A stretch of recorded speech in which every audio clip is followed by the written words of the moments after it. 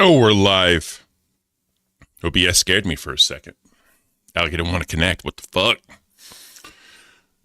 So let's go and get this show started before I start talking about anything, because I could just talk about this for days. Let's get this thing started, guys. Like flesh or shadows crawl, Caint rules and will never fall.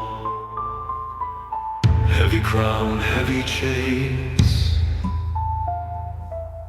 king of chaos driving insane. Rise up, feel the grind, twist the clock, lose your mind. Caint, he's the ruler of the faint. Caint, rode through the cafe, now unconstrained. Oh, he's the beast you wanna tame, standing tall with a 6'5" frame.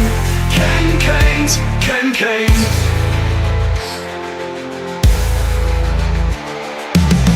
Masked in smoke, crowned in flames, he whispers riddles, plays his games. Threads of gold burn in his grip,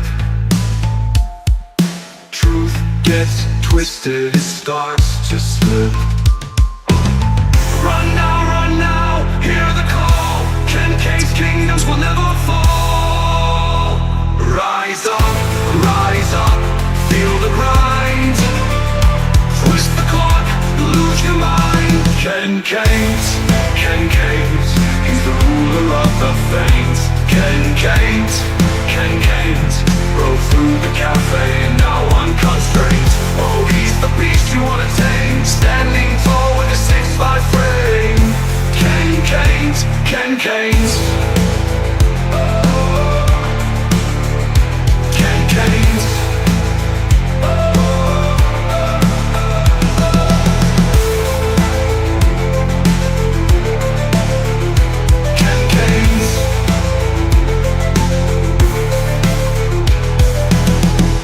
In smoke, crowned in flames, he whispers riddles, plays his games. Caint, he's the ruler of the faint. Caint, rode through the cafe, and now unconstrained. Oh, he's the beast you wanna tame, standing tall with a 6'5" frame.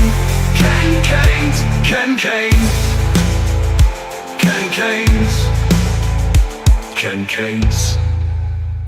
What's up, everybody?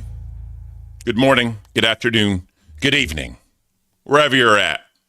Oh, it's coffee time. Hope all is beautiful. Hope all is amazing. So, I don't know about y'all, man, if y'all were here yesterday, but we tried to look at the Wings of Redemption and DSP interview, and that was a fucking dud. That was just a biggest waste of time and just energy, and Wings was half asleep in the beginning, and it was just a waste of time. I'm sorry, I can't. That was just horrible. But it gave me the idea. No one has done a history of the LCU yet. No one has done a history of Locale Live yet. People have talked about it. It's been brushed upon. Like, oh, I can't wait for whoever does the history of Locale Live to talk about this. I'm going to do that. We need to start from the very, very beginning. We're just going to dive straight into the content today. But before we start, I know this is the whole big Denmark fiasco and kind of what's going on and all that. I talked to the dude. I think he understands, but I told him to talk to Keem and kind of let Keem know what's happening because, again, he's Keem's host. They need to handle it on their own. But I did talk to him, and I think he gets it. I think he truly understands it now. So I'm going to leave it at that. Whenever he's ready to talk, he'll talk. Whenever he's ready to address anything, he'll address anything, and we're going to leave it at that. So there was this idea, right? There was this idea back in the day called the Locale Podcast. So the Locale Podcast was going to be Wings of Redemption, Boogie 2988, and DSP Gaming. That was the whole entire idea of it. Keemstar was so convinced that this would work, he offered them each $50,000 for the first year. And basically, Keem would just eat whatever he lost the first year and all that. And whatever happened, right? So we're going to start there. So the best place to start is Twitter, right? On Keemstar's Twitter. That's where we're going to start at. So keep in mind, before we do that, keep in mind what we're looking at is the early days. And the very first thing that was ever on Locale Live, right, was the episode 1 teaser. We got to do this. We got to line it up again. And on this three, was the very first episode. When I say the word 3, clap it. So, God, look how big Boogie was in the setup. And he had the gold play button back then, guys. It was beautiful. So, November 11th, 2023, that was the very first upload. So, we're going back before that, right? We're going back before that. Just to put it into perspective. So, let me get to I can't. Where are we at? Here we go. All right. So, this was in February of 2022, right? Keemstar says, Wings of Redemption, DSP, and Boogie podcast coming soon. Right. This was February of 2022. Around this time, Keem and DSP, they really never had a good relationship because DSP's always said, Keemstar just wants to use drama. He only stirs the pot to make his content. And they talk about that later on. We're going to get to all them talking about it. But they never really had the best relationship. And so you can even see here, 2021, for the meme of I was going to hire DSP to do Drama Alert game reviews, no troll. Because, he does his fucking gaming and all that shit. That's just it. So next day, DSP, I come in peace. Wish to have a private business discussion with you. Unblock me. Boys, let him know. So this is him trying to reach out to DSP because, again, DSP still lives in the age of, you got to email me, right? We're going to email. And that's how we're going to correspond because DSP wants everything in writing. Right? He's always been like that. Old school guy, whatever the fuck. So then, right? Dear DSP, I don't ever email anyone. I have a whole team that does that. Twitter is how creator-to-creator communication is handled. Since no other creators talk to you, I understand how this might seem strange to you. I'll have my people reach out to your MySpace. So that's just him kind of, punching at him or whatever. And then it came out that DSP turned down the $50,000 from the very beginning that Keem was going to give him, right? Turned it down. And so Keem posts this video on Twitter, right? So we're going to check this out. This is Keem, really his first, I guess, video or media type addressing what the whole thing was going to be, right? This is the first time he really ever did this. So let's check it out. See, ladies and gentlemen. Real quick. And this was in June 29th of 2022, right? So June 29th of 2022. I had a brilliant idea. An absolutely brilliant idea. See, there are 3 creators I know online who get tons of hate nonstop. And all 3 of them have money issues. Now, if you think about it, this was actually a great idea, right? Get 3 dudes that have been on the internet for a real long fucking time. They're kind of on the downtrodden of their career, really, kind of down on their luck and all that shit. So let's put them together and see what happens, right? Because they all get trolled to death. Wings and DSP got the worst. I think Wings has actually the worst of it all. But, at least DSP and Wings are massively trolled pretty badly. Boogie, but not really on their level. So that's what Keem's idea was, right? Monetize the hate. Y'all hear this all the time. Keem always says, I want to monetize the hate. That's what I want to do. And that's what the whole premise of this was. Always going broke. I'm talking about Wings of Redemption, who's a streamer. If you don't know him, look him up. Yep. He's a loco, all right? People go to his stream just to bully him, just to harass him. He's always complaining about money's problems, bagging on the stream for money. Yeah. So, yeah, Wings is all about that dollar, right? I'm getting hot, by the way. Shit. Fuck it. Give me 1 second. I'm getting hot. It's always hot. I can't, chat. I got my window open. It's like 40 degrees outside, and I'm still fucking hot. I fucking can't. So, yeah. Wings has always done that shit, you know what I mean? And he's never... What's the word I'm looking for? He's never been that guy to just take what it is. He's always been kind of the beggy kind of guy. Same with DSP, right? My electric bill, my internet bill, my back taxes, right, for DSP. So, it is what it is. Let's continue. And people give him money, and he's making it, but just barely making it. There's another guy out there, Boogie2988, very popular, successful YouTuber who has fallen on hard times. He also gets bullied by multiple people online, right? Very simple.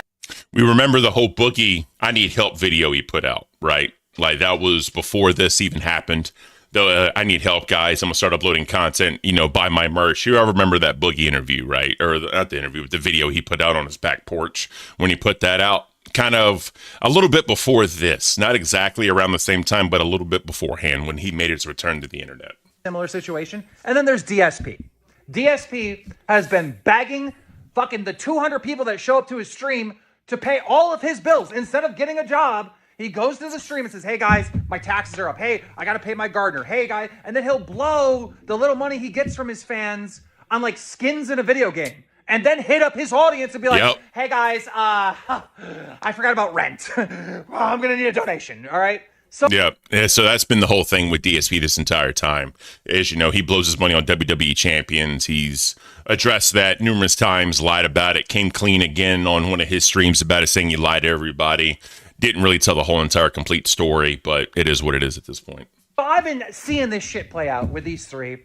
And I said to myself, because you got to understand, with all of these three guys, there is a whole ecosphere of other creators that have YouTube channels dedicated to clipping them, bullying them, making fun of them, right? Like there's this whole industry of people making money off of these guys, but these three are struggling. So I was on the phone with Boogie, and I go, Boogie, it's time for you, Wings, and DSP to make some of that money yourselves. You guys are entertaining, not in the way that you think. Like you're all train wrecks, right? But you are entertaining and you deserve to make money, and you don't deserve to be sitting here begging every fucking stream or every fucking show. I mean, you could say they do kind of deserve it because they're a victim of their own downfall. I mean, DSP kind of did it to himself. I mean, I know obviously there's the trolls and all that shit, right? But they kind of did it to themselves, and they allowed their emotions to get the better of them and feed into the shit, which only made it worse. Now, Wings is a whole separate animal because of the whole CWW shit and people that follow him. That's a whole different beast, right? That's a whole different beast.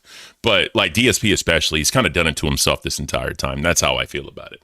Boogie coming back and begging and all that shit and bragged about being a millionaire and putting all his money in crypto from him and McJuggernuggets. That y'all have heard that story a million fucking times. What up, Bilal? I said Bilal, appreciate you being here. Y'all have heard that story a million fucking times, right? But Wings of Redemption out of the three has definitely had it the worst. But DSP is a victim of his own downfall. He did the whole racist jokes back when it was okay with the y'all have seen it all. And then Boogie being Boogie, right? It is what it is. But let's continue. Just to make it from paycheck to paycheck, you guys what up, need to Thrifty? do something to make some money. I got a brilliant idea. Why don't I take the three of you, put you on a podcast? We will call it the Low Cow Podcast. Low Cow. How is it called? How is it? LOL Cow Podcast, right?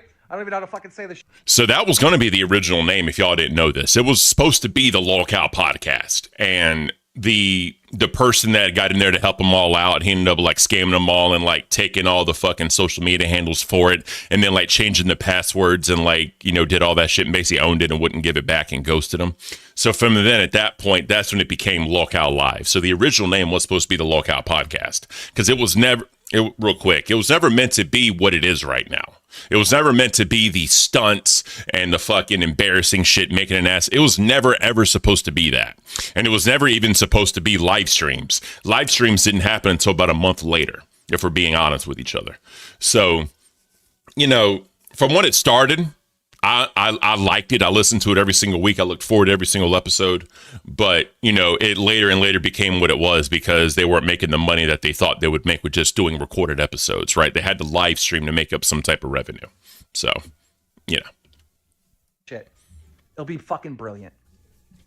Boogie goes, you know what, Keem? You got a lot of experience in podcasts. You made millions of dollars in podcasts. I trust you. I'm down for it. I'm like, hell yeah, Boogie. Hell yeah. I'm like, I know this will work. I know this will fucking work. And I was looking at all the channels that hate on these guys, and I'm like, you know what? They would fucking love this podcast. Yeah, so if you think about it too, right, all the hate channels are actually getting more views than they were, right? So, like the Wings Trolls and all that, and the clip channels and all, and the DSP clip channels, they would literally get more views than the actual stream did. So Keem saw this, and he was like, why not monetize the hate that y'all get? You know what I mean? And Thrifty said it, live stream same in my opinion, 100%. They were not going to make the ad revenue that they thought they were. They would have never had memberships. They never had super chats at the time. None of that shit. It was purely just watching a recorded video of a podcast. Literally, that's what it was. Obviously, they had beefs. They had drama to try to carry it over to hook the viewer. And, you know, it is what it is. Hillbilly Steve, I was lucky to catch the first. I was fine locale before the first recorded show, been hooked ever since. Exactly, me too. Obviously now I think the product is stale. I think the product is just not it. I mean, I'm just not a fan. Like Rastov, Scooter, and Boogie, I said it a million times on this channel. As entertainers, I don't find Rastov and Scooter entertaining. I just don't. Like the episode yesterday was a travesty. That was just purely unwatchable in my opinion. And I mean, it is what it is. Going back to the early days and seeing exactly what it was so much better. So much damn better. Starlight, D's, what up? Appreciate you being here. But let's continue. That's content for them. You know, they're part of this thing. They help promote the podcast by talking shit about them, right? It all work out. Everyone will be fucking happy, all right? So Boogie goes and talks to Wings. Apparently Wings is kind of down, right? Wings was like somewhere in the middle, if I remember correctly. But I had to talk to DSP. So I made some tweets. Try to get a hold of him. Yep. He was the most difficult person in the world to get a hold of. Yeah, that's not new, bro. Like I said, DSP only wants to do emails. He doesn't want to do like the bullshit. He doesn't want to like, you know, talk actually to people and all that. You know, it's just complete and utter bullshit trying to get in contact with this man. He's so locked down because of his trolls and all that shit. He doesn't trust anybody at all, frankly. He's tweeting back and forth publicly telling me, hey, hit up my email. Bitch, I'm a creator. You're a creator. We don't email each other. We just talk. All right, we're equals. We jump on the phone and we have conversations. I couldn't get on the phone with him. He was being so fucking difficult. Hit my email line or email my business line. Go fuck yourself with your fucking email. So I told him publicly, bro, you're going to miss out on this $50,000 because I figured they'd get about a $50,000 sign-on bonus for the first fucking year of this podcast. All three of them. And if I had to front the money, I'd front the money because I know this show would make a lot of money. I know this show would be wildly successful. And it has been. I mean, granted, the recorded shows didn't make as much as I thought they would, but they had to get into live streaming. When they got into live streaming, Keemstar had to be involved because of his clout and his aura, especially in the beginning, right? He had to bring it to get the fans to draw in, you know? That's how much I believe in this concept and this idea. So I'm talking to him in the DMs and he goes, listen, I got to stream at this time. I got to stream at this time and da-da-da-da. I don't fucking care when you stream. You're streaming in front of 200 people and your fucking stream. Get the fuck on the phone with me so we can have a conversation about this. I can't. Okay, fine. So I wait till the next day. Try to hit him up. He's fucking streaming. Every time I try to have a fucking conversation with this fucking loser, DSP, he is streaming in front of 200 people making about, I'm going to say on average, $4 an hour. $4 an hour. Motherfuckers working at McDonald's makes more than that. Yep. But you can't get on the phone with me for a $50,000 fucking paycheck. Like, this shit is so fucking frustrating. So I give up on it, you know? Even though it's a brilliant idea, and even though you shouldn't give up on your dreams, I give up on it. I'm off to doing other stuff. I'm building all different types of fucking shit all over the place. I got fucking so many goddamn companies and projects going on. I'm off doing that shit. I forget about this. And I go on YouTube a couple nights ago, and I ended up on DSP's stream, and he was there saying that he needed money for fucking something, and he was sitting there asking people with real fucking jobs to pay his bills again. Yep. I mean, that's par for the course for DSP. He always does that shit. Remember, guys, my internet bill, my electric bill, my water bill, my back taxes, nothing changes, bro. DSP is always doing that. And now that he's streaming on Kick as well, it's always like, he has like the goal thing at the top now, and it's so fucking cringe, bro. It is so fucking cringe seeing DSP fucking begging for money. It is bad. And that's one thing I had a hard time, like when I was a host in the LLC on like cafe especially. When I see people like begging for money or goals or pushing this shit, I think of DSP, bro. And I just have this block in my head. I'm like, I can't do that. I refuse to fucking try to like bait people for money. You know what I mean? It's hard for me. And I know that you kind of have to in this sphere to like make a living. I get that. But I mean, I just be like, oh, there goes Ken begging again. It's hard, bro. It is hard. It's difficult for me, straight up. It really is. And I got frustrated. And I said, and you won't get on the fucking phone with me in his chat? And he banned me from his chat. Yeah. This dude is a piece of fucking garbage. If you are watching his shows and you're paying his bills, you're a fucking loser. You should not support this guy. He had an opportunity to make serious money to entertain you, and he wouldn't do it. But you're going to still fucking give him $200? You're going to give him $50 to pay his fucking bills? Nah. You got a job. You keep your money. Fuck that guy. There it is. So, Thrifty, yeah, he's a pro beggar. $1,000 guys and I'll eat a pizza on stream. That's facts, bro. That is big facts. So there was the big, massive, what was the date of this? Fucking March 16th, 2023. All right, so let's look at a little bit more lore before March 16th, 2023. All right, so it continues, obviously, on Twitter. DSP, I have $100 for you. Contact me. Keemstar Boogie's 1,000 times smarter than DSP, talking about that or whatever. Sorry, let me. And then let's see. DSP will never get opportunities like this. He's talking about, obviously, Locale Live. And then DSP is lying in this live interview. And that's the Side Scrollers interview we're going to watch when Keemstar goes up there. I called Phil at agreed times, so he ignored my calls and claimed later he was at work, which obviously he wasn't. He ignored my calls for $50K up front from the Locale podcast to stream to under 200 live viewers, begging them to pay his rent utility bills. Both Wings and Boogie agreed to the Locale podcast. The reason it didn't happen was because of DSP. Right. And then when DSP leaves the pod, please have me on so I can tell the real story. So that's where we're going to go into the infamous DSP Side Scrollers interview. Right. So if y'all don't know, there's this little podcast called the Side Scrollers. And to be frank, I didn't know shit about Keemstar or Boogie or Wings that much, right? I knew Wings a little bit, but not that much. I didn't know shit about Keemstar or Boogie until this Side Scrollers interview, because I basically started like DSP and the troll channels and the clip channels and all that shit. And then when this was going to happen, and the way it was guised from them, it was going to be an interview to talk about all the BS that really ever happened with DSP. DSP lied his ass off on this thing. He's admitted it already, but that's beside the point. We're going to get to when Keemstar came up on the interview to talk to DSP. So let's get into that real quick. Look at the face, by the way. That is just atrocious. This face is atrocious, bro. Starlight, I appreciate you, bro. Thank you so much for the much love. All right, let's get to it. Here. And Keem has said that he will be respectful. I can't with the 720p, bro. Like, come on, bro. Come on, bro. And he would love to talk. I think this is a tremendous opportunity to bury whatever hatchet or whatever it is you guys have and mend defense. I think this is a tremendous opportunity. Are you open to that? If you want him on the show to talk, I'm not doing business with this man under any circumstances. Yeah, you established that. That's fine. That's not what he's saying. Yeah, I'm not trying to broker a business deal or anything like that. But are you open to talking with him now? I'm curious what he wants to talk about. I'm not being. Yeah, he's just being an arrogant prick. I'm gonna slow this down just a little bit, but yeah, he's being an arrogant prick at this point. Like he thinks they're gonna fucking it's some gotcha moment. That's what DSP thought, but this basically wasn't it. But let's get back on his stuff. I refuse. So. Well, I'm gonna bring him on. Wait. So you're okay with him coming on to talk? As long as he's not going to sit here and insult me or, you guys have already asked me so many questions. I don't want him interrogating me too. It's your show, not his. That's not. Right. I mean, Keem, he's watching obviously, so it's like that's not the case. We're the interviewers. He just said he agrees. Yeah, he agrees. So look, we're gonna bring him on, and like I said, I think this is not a tremendous opportunity for friction.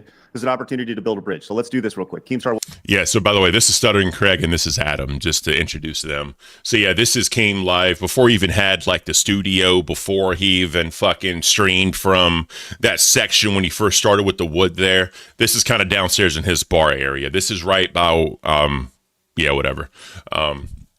Can't go on without 1080p fax lunchbox. I hate that shit. So this was the big moment. The big moment everyone was waiting on. The first time DSP and Keem have been face to face since this entire shit fucking happened. This is the very first time. So let's unbox this thing and see if it's as energetic as we all think.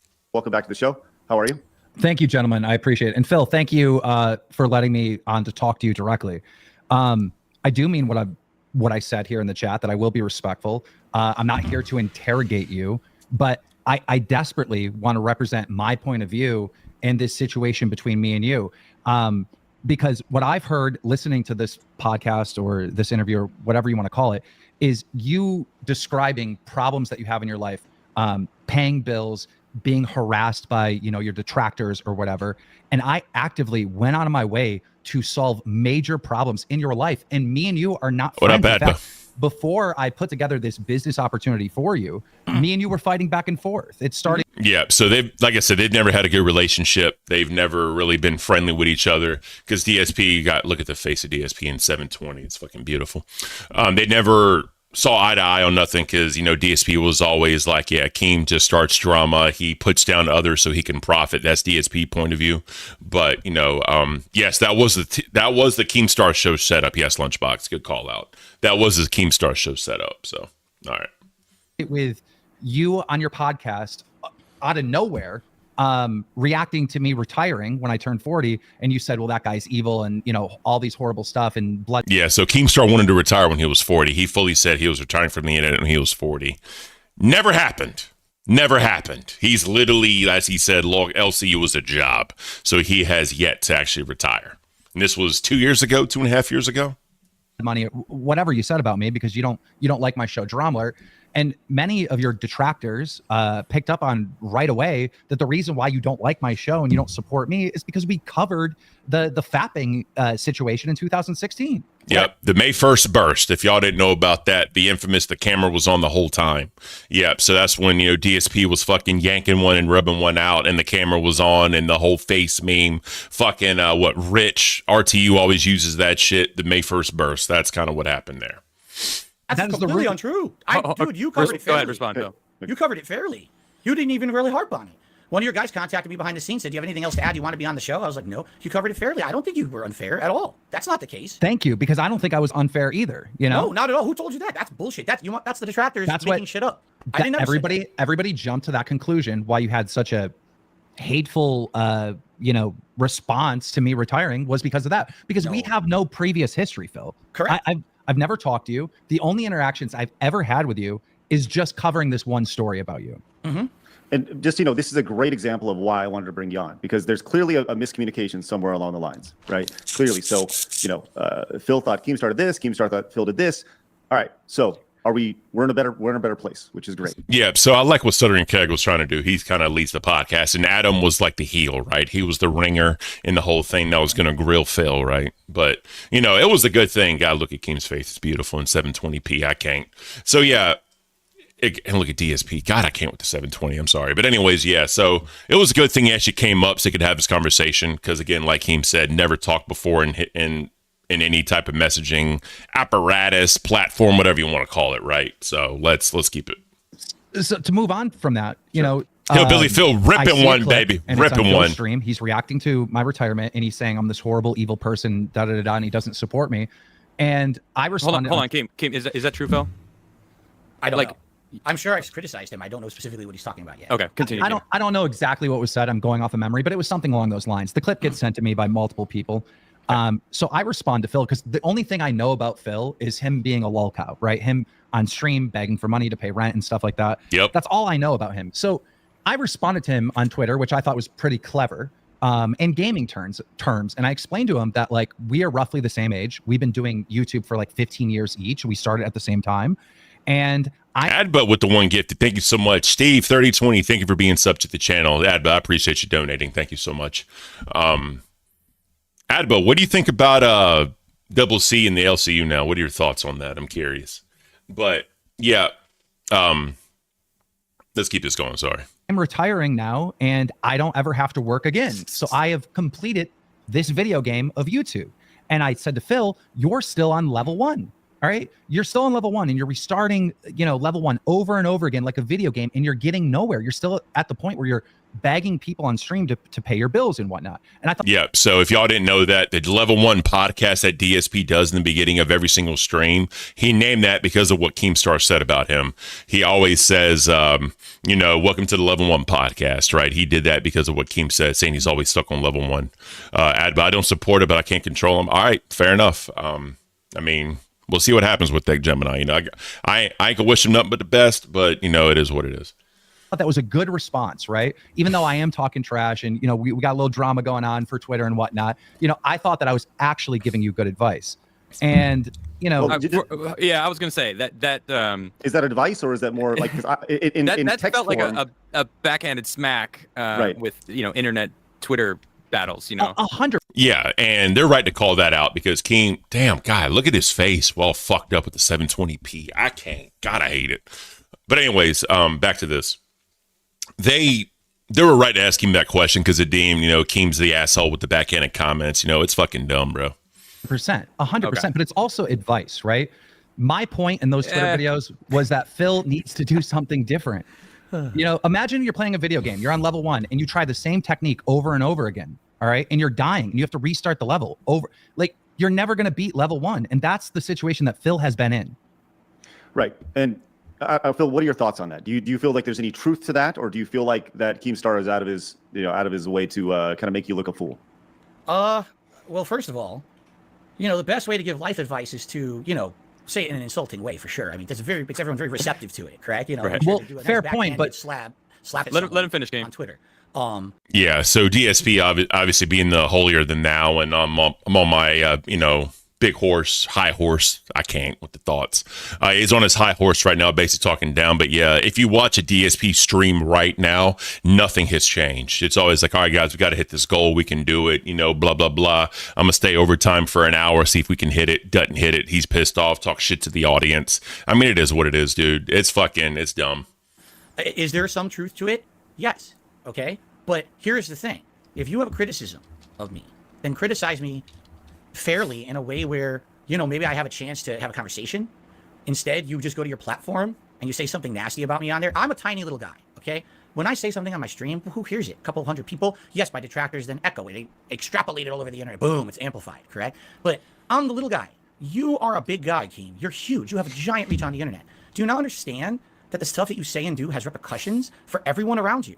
You seem to be someone that you're not self-aware.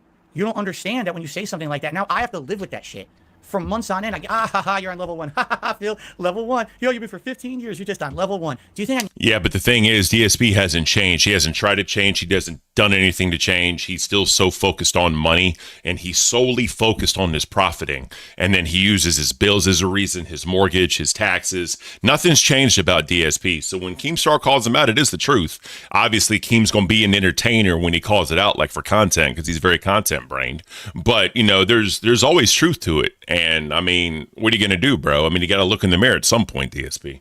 Need that? I already have enough shit in my life going on. So much stuff. I don't need Mr. Big Time punching down on me, which is what you do. That's why people don't like you, man.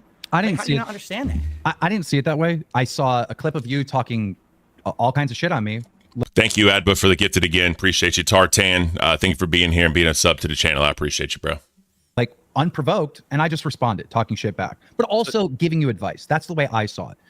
Anyhow, after that incident took place, months went by, and this bothered me because I saw the solution the entire time, that Phil needed to do something different. All right.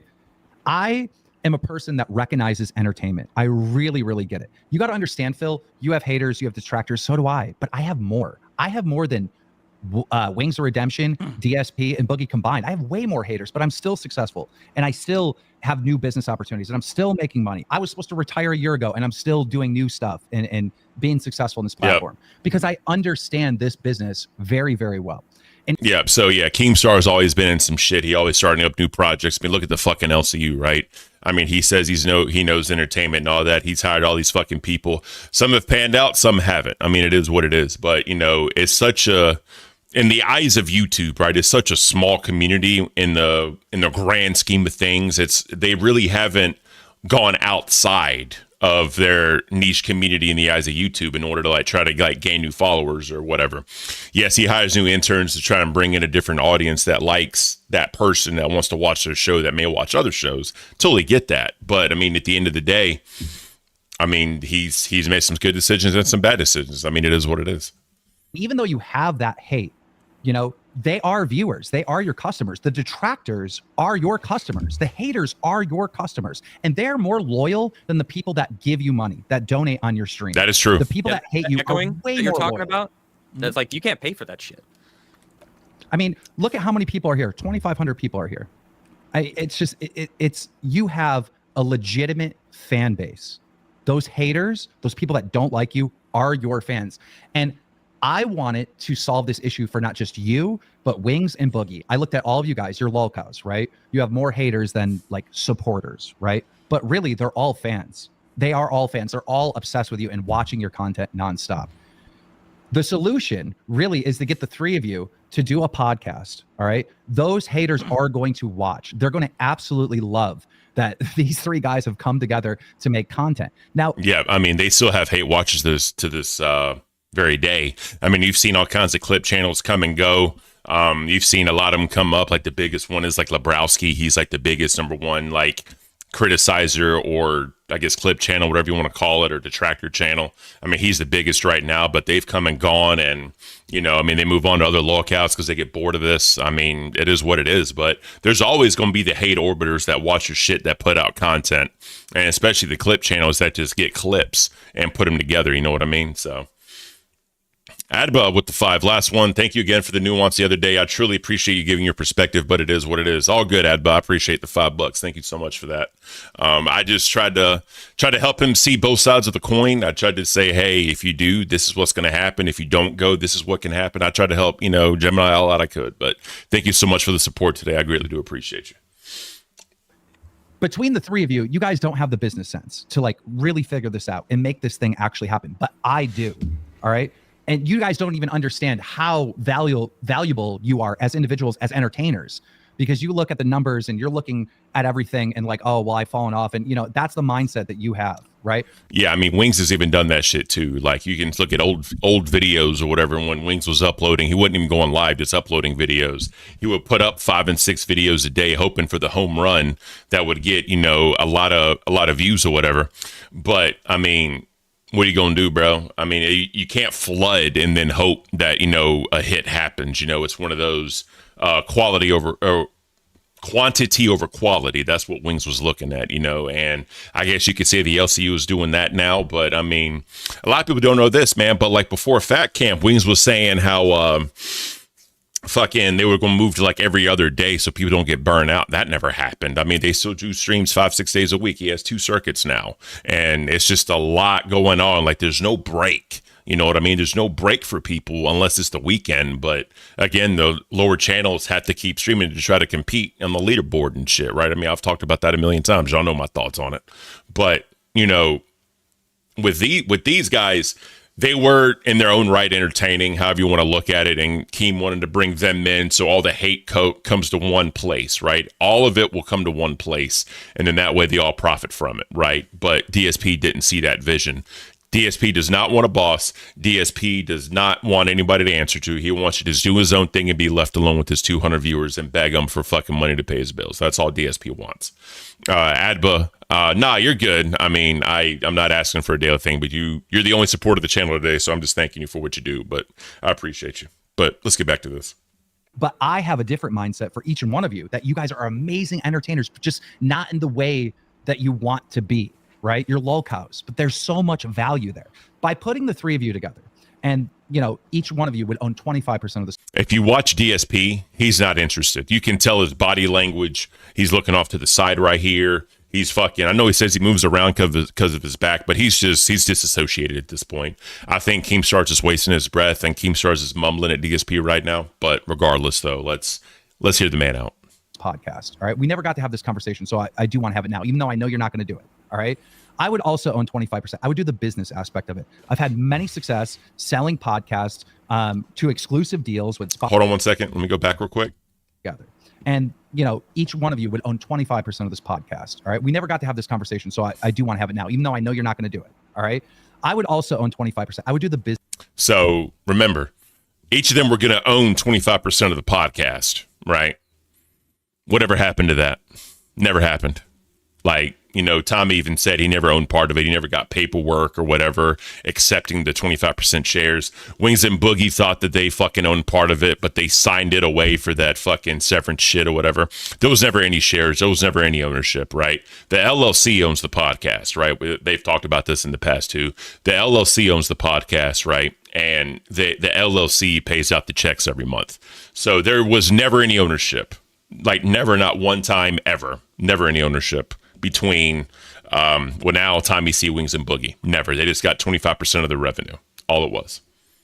Business aspect of it. I've had many success selling podcasts to exclusive deals with Spotify and other companies, multi-million-dollar deals. All right. I wanted to put the 3 of you together for this show. I would do the business side of the things. And I knew that We'll put Hillbilly Phil. Do you have to be an intern to see your new streamer advice? Yeah, so they want me to keep it exclusive to the intern chat. They don't want me to waste it on people, but I can always do in my stream talk about what I have and why it's good, right? No one's telling me what I can't do on my own fucking channel. So I can always give advice to people on setup and cheap ways to get it and the best way to do things and all that, right? I mean, I may not be an entertaining person in the eyes of some people, but I know what the fuck I'm doing as far as running a stream. I know that, but just saying. All right, let's continue. All three of you would be in a situation where you didn't really trust me, or you're like, I don't know if this is going to work, and you'd have a lot of doubts. So I was just going to take my own money and take $150,000, give you each, just to start off before we even filmed an episode, 50 grand up front to let you know that I was serious and I believe in this concept. And this. So remember, guys, the first episode that was put on Locale Live was November. We're in March. So this is 8 months before the very first episode. Remember that. That's how far back this shit goes, and it goes back to even last year, or not last year, the year 2022 when I started on X or whatever. But it is what it is. That brother Boomer knows what he's doing. Facts, you damn right I do. This idea. Now I call Boogie first. I instantly get on the phone with Boogie. All right. Well, he knew Boogie would do it, hands down. I mean, Boogie was down on his luck, man. Once in the chat, if y'all saw the Boogie video, it's a whole fucking thing. It is what it is. But it's, living my life. Doesn't that speak on Keem's character that he didn't keep his word? I mean, yes, but it's, I don't know. Like, so ownership versus revenue shares. I mean, how you look at that, that's how you want to define that. You can define that. But by saying you own 25% of it, okay, yes, that is definitely not true. But say when I worked for Cafe, right? I never had a contract when I would get paid, but I got paid every single month, right? And I knew that because Keem is like, me not paying you, you could go online and make a fucking video that I never paid you, and it's not even worth the publicity to me or the negative attention for me to get canceled, right? So Keem is going to do that. So this is before the Mike Klum documentary. This is before all of that, right? Not the Mike Klum documentary. I'm talking about before that. When Boogie was sitting in his backyard, the I Need Your Help video. That was before. We can watch it if y'all want to. But yeah. But anyways, yeah, let's get back to this. Loves the idea. He understands it. He gets it. Yeah, but this is Boogie, bro. Boogie would have done it. Boogie was down on his luck. He lost all that. He lost, $750,000 overnight in his own words. So, of course, Boogie would want to do this. It's easy $50K to show up. Of course, Boogie wants to do that shit. Out the Wings. Wings is down. And now it's time to talk to DSP. Boogie, the way I understand it, contacted you and told you what was going on, right? He DM'd me on Twitter, and we had a brief conversation back and forth in DMs. And he told you that I wanted to do a podcast with three of you, right? Yes, I had no idea that's what you were trying to contact me about because we never talked. But he said that there was this idea for a podcast, correct? So you did know. So Boogie told you or didn't tell you? Boogie told me that he and Wings had spoken to Keem, and that Keem wanted to do a podcast with all three of us.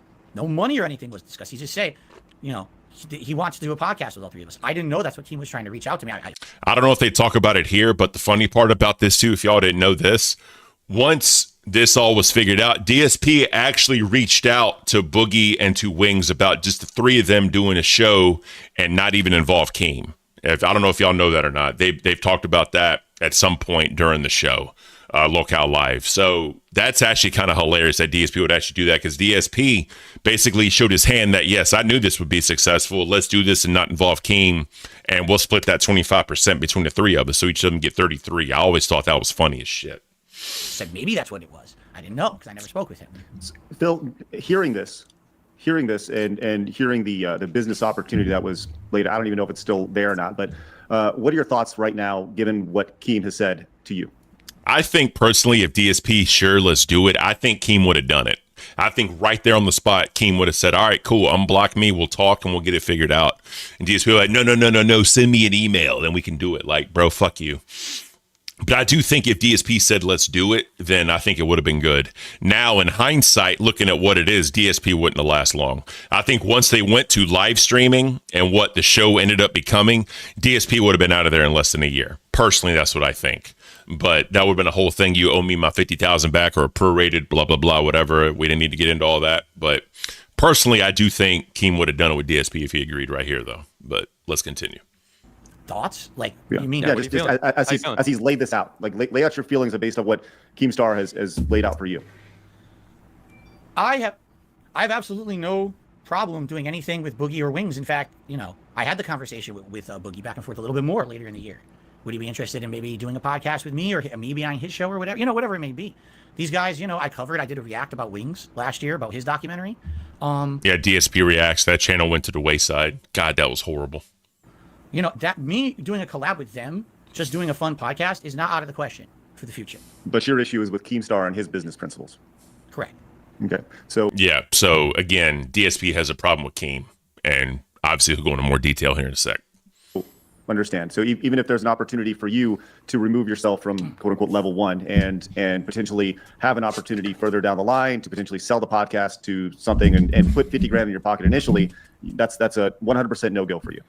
Oh man. See, I didn't know you put me on the spot. You know what I'm saying? Well, that's what we do. That's an interview. This is a discussion that cannot be just made by me. It has to be made by my wife. We have to talk about it because this was the discussion we had then. Sorry, Keem. Can I criticize you fairly if I'm reasonable and don't?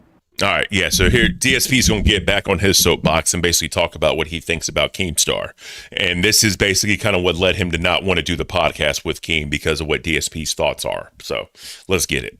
Not under the belt. Can I be honest about you? Sure, you can say whatever you want about me. Sure, but I just want to represent how I feel about the situation. I'm not done, but go ahead. Okay, so Keem, you are someone who, when you look at your history on the internet, it's very interesting, and I'm impressed with what you've done. You know what I'm saying? Like, I watched a documentary about you last year. You started off trolling people in Halo. I mean, holy shit. And you turned that into an empire of money on YouTube. You know what I'm saying? That's crazy. That's so admirable. And if anything, one of the things you absolutely need to be praised for is your determination. You were shut down time after time. False copyright strikes, real takedown requests, all kinds of shit. People wanted you off the net, right? You're still there. You never gave up. Damn, that's a success story. Phil, it sounds familiar, dude. Yeah. I guess. It literally sounds like you. Yeah, because they have actually a lot more similarities than DSP would ever want to admit. Keem, I don't know. DSP would not want to admit he's anything like Keem, but yeah, they do have that kind of a history, being canceled, fucking brought up all this shit, clips of past used against you and all that other jazz, right? So Lunchbox actually 100% leaves 1% left over after the 33 split. I wonder who would have gotten that 1%. Probably whatever streamer hosted the stream, which DSP would want to host the stream because he's a fucking control freak. So he probably would have wanted the extra 1%. I need a 1% fee for hosting the stream. Like, fuck you, DSP. But let's continue. I don't it's really true. think about We just heard your story, and it is. Craig's absolutely right. Okay. Now, at the end of the day, all right, when you look at what Keem has done and what I have done, I'll probably be forgotten. I'll just be a fart in the wind, right? I got 100,000 videos on the internet. No one's going to remember Darkside Phil besides the guy who jerked off on stream. And, probably this WWE Champions thing will go away eventually, just like everything else. Who cares? Nope. But never Keem, has. Has a big body of work. He's known. But when you look at how Keem made his money, okay? Again, I'm going off documentaries and things I've seen.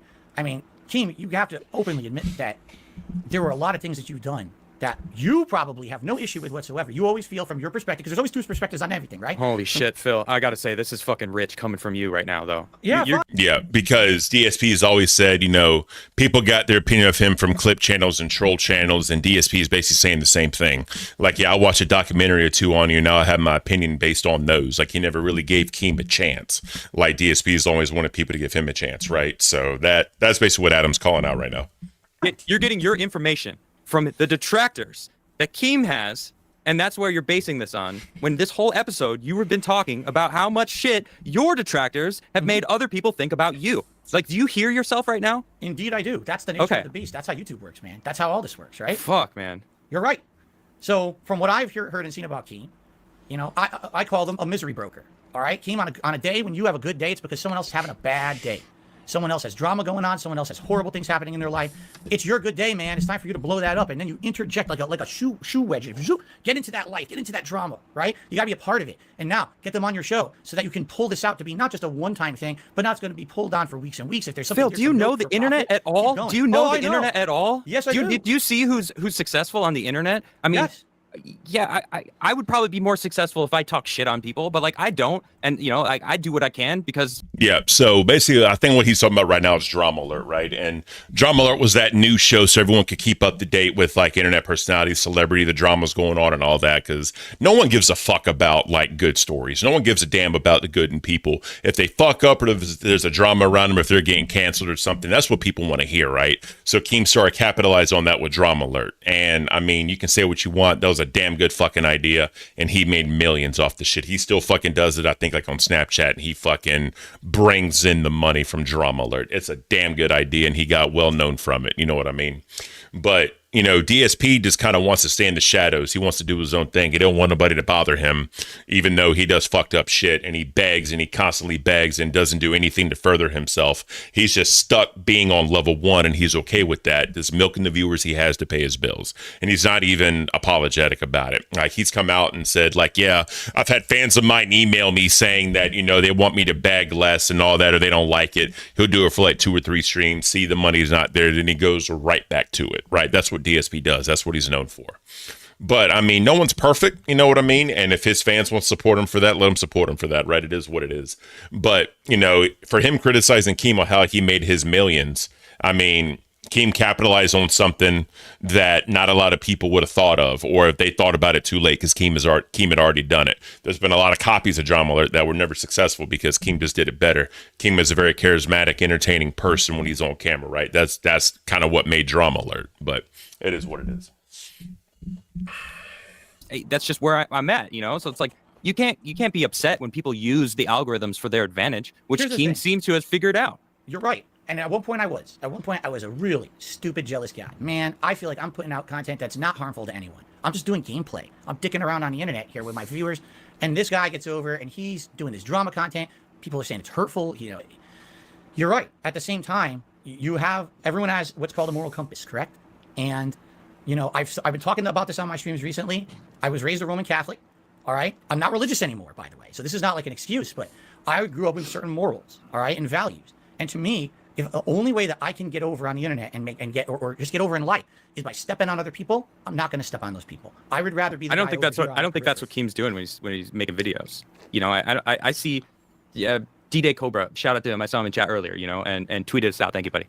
He talks shit on anyone. Like he'll freaking, you know, he monetizes the haters better than anyone I know. Right. Well, I've talked to him. Yeah, that's like I said, man. No one cares about the feel-good stories. They just want the drama, the negativity, and they want to feed on it, right? Because they can sit from the comfort of their own home or, you know, wherever they're doing, you know, watching on their mobile device, seeing the downfall of others and the bad shit going on with other people. People feed on that shit, and they love it. This is human beings, right? Human beings love drama. They love watching other people go through shit. You know, that's why you have the gifs of, like, the popcorn out. People eating popcorn, watching the dumb shit happen, you know? People love an argument. People love, you know, people going at each other hand over fist. You know what I mean? It is what it is. That's just human nature. Personally, off air, and he's a fucking great guy, and like has a good moral compass to me. I don't think talking shit about people on the internet somehow changes who you are, right? As your moral compass. I mean, you said moral compass. And it's like, come on, dude. Like, can I ask Phil a question? Yeah, go ahead. Absolutely. Phil, listen. All right, if me running Drama Alert is like taking advantage of people's misery, right? Because the way I understand it, for how you're explaining it, is like, a YouTuber will get canceled, and then I cover the story on my platform, or, you know, you had the fappening, right? And I covered the story on my platform, that I'm making money off of other people's downfalls, right? That's the way you see it? Yes. Well, there's people on YouTube that run documentaries on important things that happen on the internet. They're also in the same situation, correct? What do you mean by I mean, so like, don't judge me my popcorn emoji. Fuck you, Lunchbox. I mean, there's people that do rise and fall documentaries all the time because it gets views, right? It just is what it is. How many rise and fall of Keemstars have been out there that got millions of views, you know, and that just motivates Keem to keep going, right? How many rise and falls of DSP with Wings of Redemption, you know what I mean? All these fucking people, you know, Mudahar. How many fucking times have we seen these things? People watch this shit because they want to know the drama. It is what it is. People come to the internet for entertainment, and drama is entertainment. They're making money. They're making money on a newsworthy story on the internet. Like factual reporting of things that are happening, like a news network. Like, what do you mean? Of course. And then I inject my opinion on these stories as well. But there are YouTubers, right? They're commentators, and then there's commentators that do like documentary style stuff that cover drama on the internet. You're saying that every single one of them is accepting blood money because they're voicing their opinions on what's going on. Well, simply voicing your opinion is one thing, Keem, but let's take a look at your history here. There's been documented cases where you've actually staged stuff and extrapolated drama in situations where it didn't really exist. There's evidence of this. Explain that. Explain that. Yeah, tell me more. I'm not aware of these. The documentary I watched last year about June the King made this one. And I guess there was a situation with a YouTuber, and I forget if he was a Minecraft YouTuber or another YouTuber. Yeah, we all know this story. They got the story. They got the story wrong. The story was taken down. Caint paid him like 20 grand as an I'm sorry, and then he promoted every living fuck out of him. Right? We all know this story. And originally he appeared supposedly as an upfront, honest guest on Keemstar's show, covering this drama. I think it was allegations that he had been with underage girls or something like that. Okay. Come to find out, later on, the whole, or at least part of it, was orchestrated between the two behind the scenes. Like, I guess he wanted to get back at someone, his ex or his current girlfriend, and Caint participated in that setup situation. I have no idea what you're talking about. That doesn't even sound legit whatsoever. I have no idea what you're talking about. You have the right to deny it. That's fine. You know what? It's out there. Just so you know, that shit's out there, man. But I just want to say, like, you participated in supporting a YouTuber, all right, that covered a story on my misery, right? If I supposedly did something wrong, you watched and supported another YouTuber doing exactly what Dromler does. It's a good point. Well, and on top of that, just to kind of reiterate this, like, once again, Phil, you're telling Keemstar that he has the right to deny that because he's saying it didn't happen, even though you're saying there's a mountain of proof in this documentary, right? The same thing is being said to you right now about your WWE legends and everything like that, and you have the right to deny it too, even though there's a mountain of evidence through documentaries online. Correct. Yeah, so a lot of this, man, when they were grilling DSP about shit, it's one of those where deny. He says he don't have to show anybody proof of anything because it's his own personal business, even though this is out there. And it's one of those, like, trust me, bro, situations, right? So, having a high horse like DSP's on right now is kind of hard, and when you have to look in the mirror and know that, you watch, rise and downfalls of people, or you watch shit and you're saying that this is out there about you, you know what I mean? And you support that and you hate him because of it, you know what I mean? It's, the same shit said about DSP, and he's denying it when he's saying the same thing to Keemstar. Keemstar's denying it, but, DSP is calling him out for it, right? So it's, the pot calling the kettle black, you know what I mean? The difference, Caint, to respond to your point, sorry, there's a lot of points that just came up. The documentary is not just negative stuff about you. Okay, you understand? The documentary is actually covering your entire history. I've learned a lot of things about you that I find very admirable and very positive by watching that. It really did cover factually your rise and all the stuff that's happened and some of the. How do you know that, factually? How do you know it's factual? I'm just curious. It's on the internet, so it must be true. I know. Phil, real quick. I mean, I see documentaries on DSP, but you on the show said half of the stuff's not even true. So I'm confused. Is the internet 100% trustworthy or not? Because when it's about me, it's all facts. Right. When it's about you, it's all lies. I'm confused. It's not all facts and it's not all lies. It's always somewhere in between, right? We all know that. We're not stupid. We're not born yesterday. When you watch that documentary, you got to kind of suspend your disbelief. Say, okay, believe it or don't, right? Make your own judgments based on. So you chose to believe this one when it came to Caint? In a couple particular cases. I'm not saying that one documentary is the only thing I've ever heard about Caint. There's been lots of people who've. That's what you're referencing a lot so far. So that's what I'm going on. Can we come to the conclusion that me and you both have a bad reputation? We're controversial figures, but one of us is wildly more successful? Oh, I'm not. I don't even say I'm successful. I mean, I don't know why Caint even said that. I was just a dig at DSP, I think, because Caint fucking hates DSP. So I think that was kind of a dig. That was probably a little uncalled for. But I mean, what are you gonna do, right? It's Not at all. So Okay. yeah, sure. Keemstar, continue with what you were saying. Okay, I think we've established this. Keemstar, continue with what you were talking about leading up to this. You reached out to Boogie Wings and DSP, 50 grand on the table to start the podcast. Continue. So knowing how to help all three of them, all right, and then also creating a business opportunity for myself, right? It is all these things combined. And not only just helping DSP, Wings, and Boogie and myself, because this is a brilliant idea, but it's also helping every single person that's in this chat right now. It's also helping every single one of your haters, every single one of your guys' actual. And this is where Caint is content brain, right? He thinks of everything as content. And, it would have supported all four of them if they did this, because, it would have been successful, at least at the start. And I already said, I don't think DSP would have stayed when it turned into the stunts and all that dumb shit. If it was just like the recorded aspect of it, DSP probably would have, but it would also probably depend on the guests they brought in, the conversations that were happening, because DSP is a fucking prude, bro. It just is what it is. Look at his face. Like, he just miserable prude, just whatever, but it is what it is. Supporters, everybody wants this content. This is a win. This is a golden opportunity. So knowing this and wanting to reach out to help you, I found you to be so incredibly difficult to work with. Boogie already contacted you and told you that this was about a podcast. I publicly tweeted, reach out to me, $50,000, and you ignored me. Then we finally start talking in DMs, and your response is, well, email me because I want to set up a call. Yeah. We're already talking in DMs on Twitter. Why can't we just jump on a call and talk right away? We're already communicating. You tell me to go email you. that is so weird from my perspective. If I reach out to the biggest YouTuber on the platform, Mr. Beast, and I text him, hey, we got to get on the phone. I got to talk to you about something. I'm going to talk to him within 12 hours. And this is a wildly more busy guy than you, Phil. All right. And that's the biggest YouTuber on the platform. This is how content creators communicate with each other. We don't, email each other. Like, we have managers to do that stuff. We have lawyers to do that stuff. I have a team of people that will get in an email. I don't get in an email ever. You think DSP really has the manager and a lawyer and people to get into fucking email? Bro, no. DSP is number one dude for himself. He has no one to help him. He handles every fucking thing, and he has a strict schedule he has to adhere to and all that shit when he's just, trying to make ends meet and begging and begging and begging. Like, this dude literally has no business sense. It's just, I'm going to beg until I can pay my bills. That's all. And the closer it gets to a certain bill or text time, he throws it on even thicker. You know what I mean? That's all it is. I mean, he's even done the drinking streams to try to get, money up. He started doing a little bit of the dumb shit. You know what I mean? On the celebratory streams or whatever the fuck, right? But it is what it is. I'm never in a Gmail ever. This is, what are you talking about? That was so disrespectful to me. When I'm just communicating you in Twitter DMs, we're talking back and forth, and you're telling me I have to email you in order to get on a call. I was so confused by that, but I play along. All right. I think one of my people may have emailed you or something. I got a phone number. We set up a scheduled time when we're going to call and we're going to talk about this. And I call you during the scheduled time and you don't answer the phone. And then I get a message back saying, oh, I'm sorry. I was streaming. I told you I work at this time.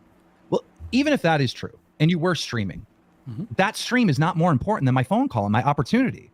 It's not. Phil, what do you think about that? Not the DSP. DSP don't give a fuck, bro. DSP's like, if I'm streaming, leave me the fuck alone. He doesn't give a damn what is happening. If a nuclear bomb is on the way and there's alerts and shit, DSP's like, I got to finish my gameplay. Literally, he don't give a fuck about nothing outside the world if he's in the stream. Which, I mean, you can commend him for that, for being so fucking focused on his content and shit. But the problem is, you're playing a video game begging to get your bills paid. Like, that's a little different if you think about it, bro. Just a little different.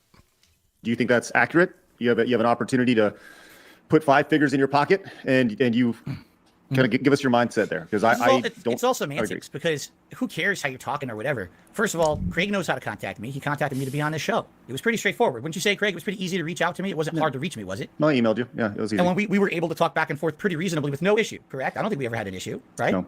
I think what we're hearing here is, hold on. You think Craig is a big YouTuber, though? Come on. Look at this guy. Oh, no. I'm not even saying it has nothing once to do with upon a size. time, buddy. Once upon a time. This has nothing to do with size. This has to do with just being reasonable. If someone has a business contact line, says, this is the best way to contact me, please do it.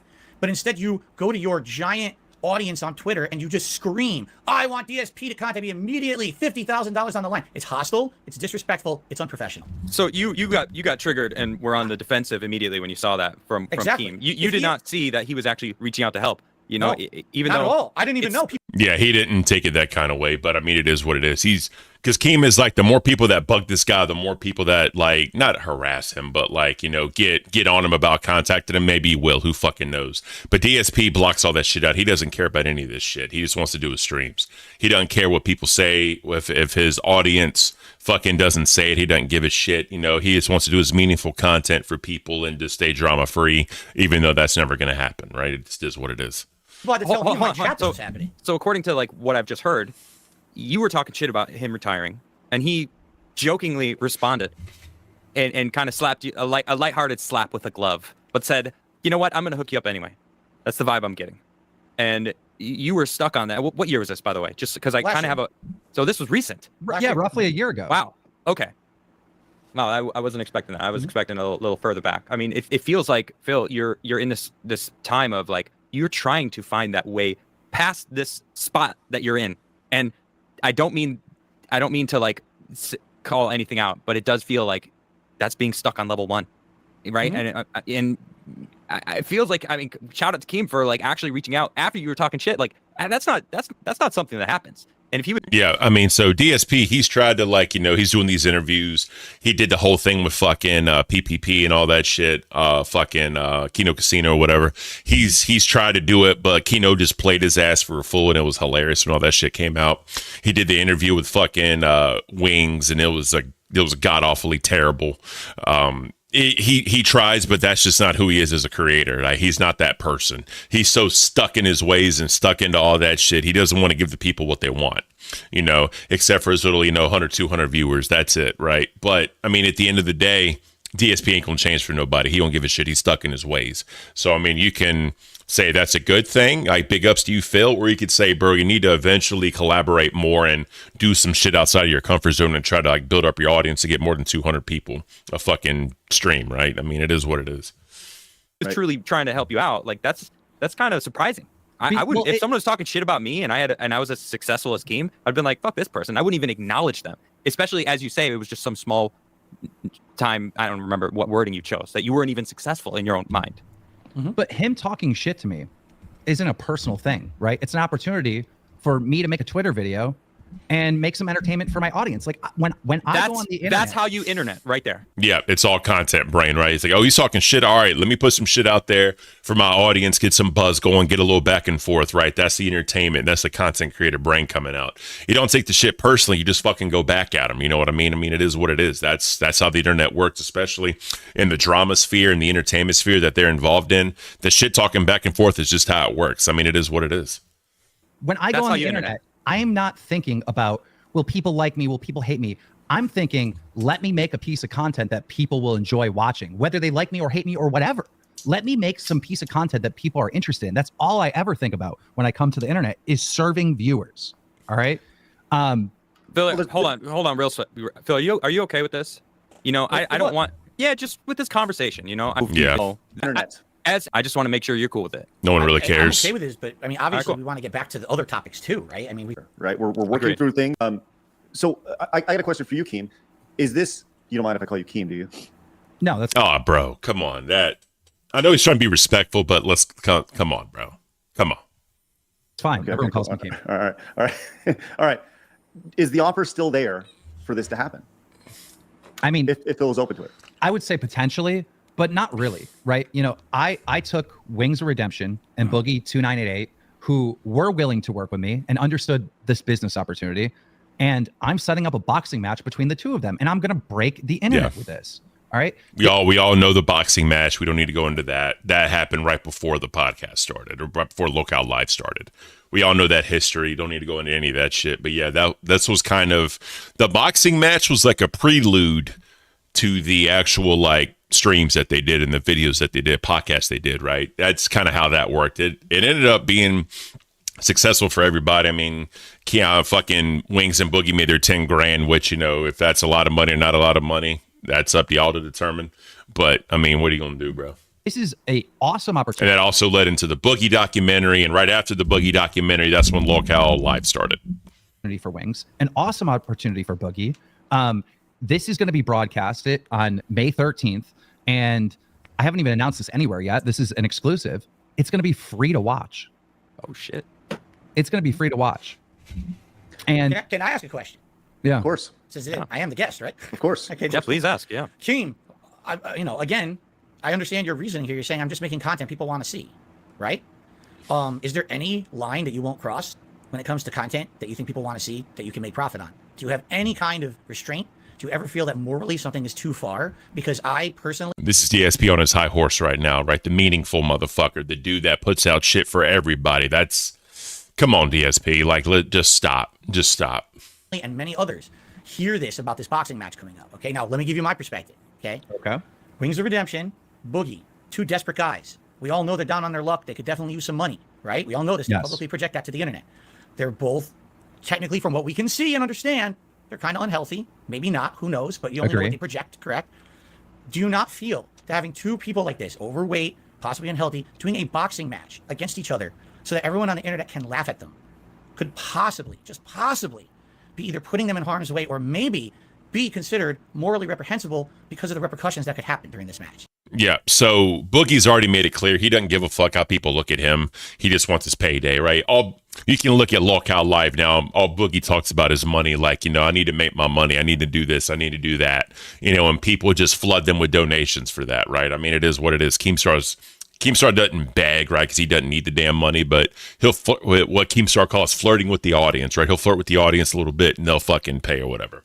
And Tommy Stevens said it. What makes money is the stunts, right? The stunt is what makes the money on locale or in the LCU. So, I mean, Wings, for that matter, Wings probably saw this as a way to like propel him and get a little bit of extra money by going in there, because Wings is very money motivated. Wings is very money motivated, and they just kind of saw this to make a quick fucking buck, do some shit in there. I'm pretty sure before the boxing match they talked like, hey, we're not gonna go 100%. We're just gonna go in there and fuck around, and whatever happens, right? I mean, we all saw the boxing match. It wasn't nothing spectacular. It was just two big dudes going in there and swinging, and Boogie being Boogie and whatever the fuck, right? I mean, it is what it is, but regardless. Do you not think they're adults that they can make What's their up, own Hugs? decisions, though, Phil? That's I'm just fine. I mean, curious. anyone can make their own decisions. That's I'm fine. sorry, Kim. Please answer them. Let me respond. All right. Every single influencer boxer, whether they're healthy or not, is putting themselves in harm's way for entertainment. They're all warriors, and they all deserve respect. Wings of Redemption and Boogie haven't gotten any respect. In fact, it's disrespect. Very similar to you. All right. And by doing this, they will get respect. Whether people laugh or not, they are going to get respect for jumping in that ring. But you mentioned that they're unhealthy. Of course they're unhealthy. But I can tell you right now, behind the scenes, and nobody knows this, both of them have actively already lost weight training for this fight. This is a Nice. positive thing in both of their lives. And I don't think either one of them have the ability to seriously hurt the other. Do you?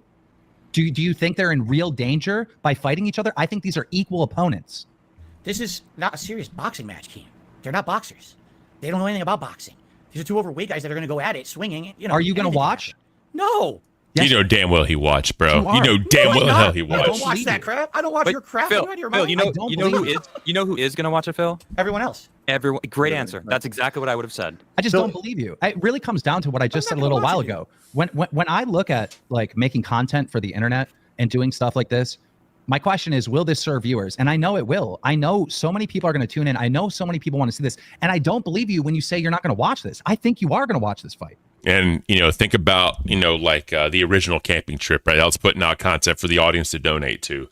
They did the goals and all that dumb shit. Look at Fat Camp, kind of the same thing. All the IRL events is very money motivated, but they're trying to put out the best content they can for this. Do some people have different lines they won't cross than others? 100%. But normally, the less lines you have, the more money you make. And that's why Boogie is perfect. Boogie knows his image is shattered. Boogie does not give a fuck about nothing. Boogie just wants to make as much money as possible. And, Wings being, again, money motivated, that's why he left Locale Live the second time, because it just wasn't what he thought it would be. I think everyone had this image in their head that when Wings came back, it was going to be like the old podcast before, like Fat Camp and all that shit. And it just wasn't. You could tell.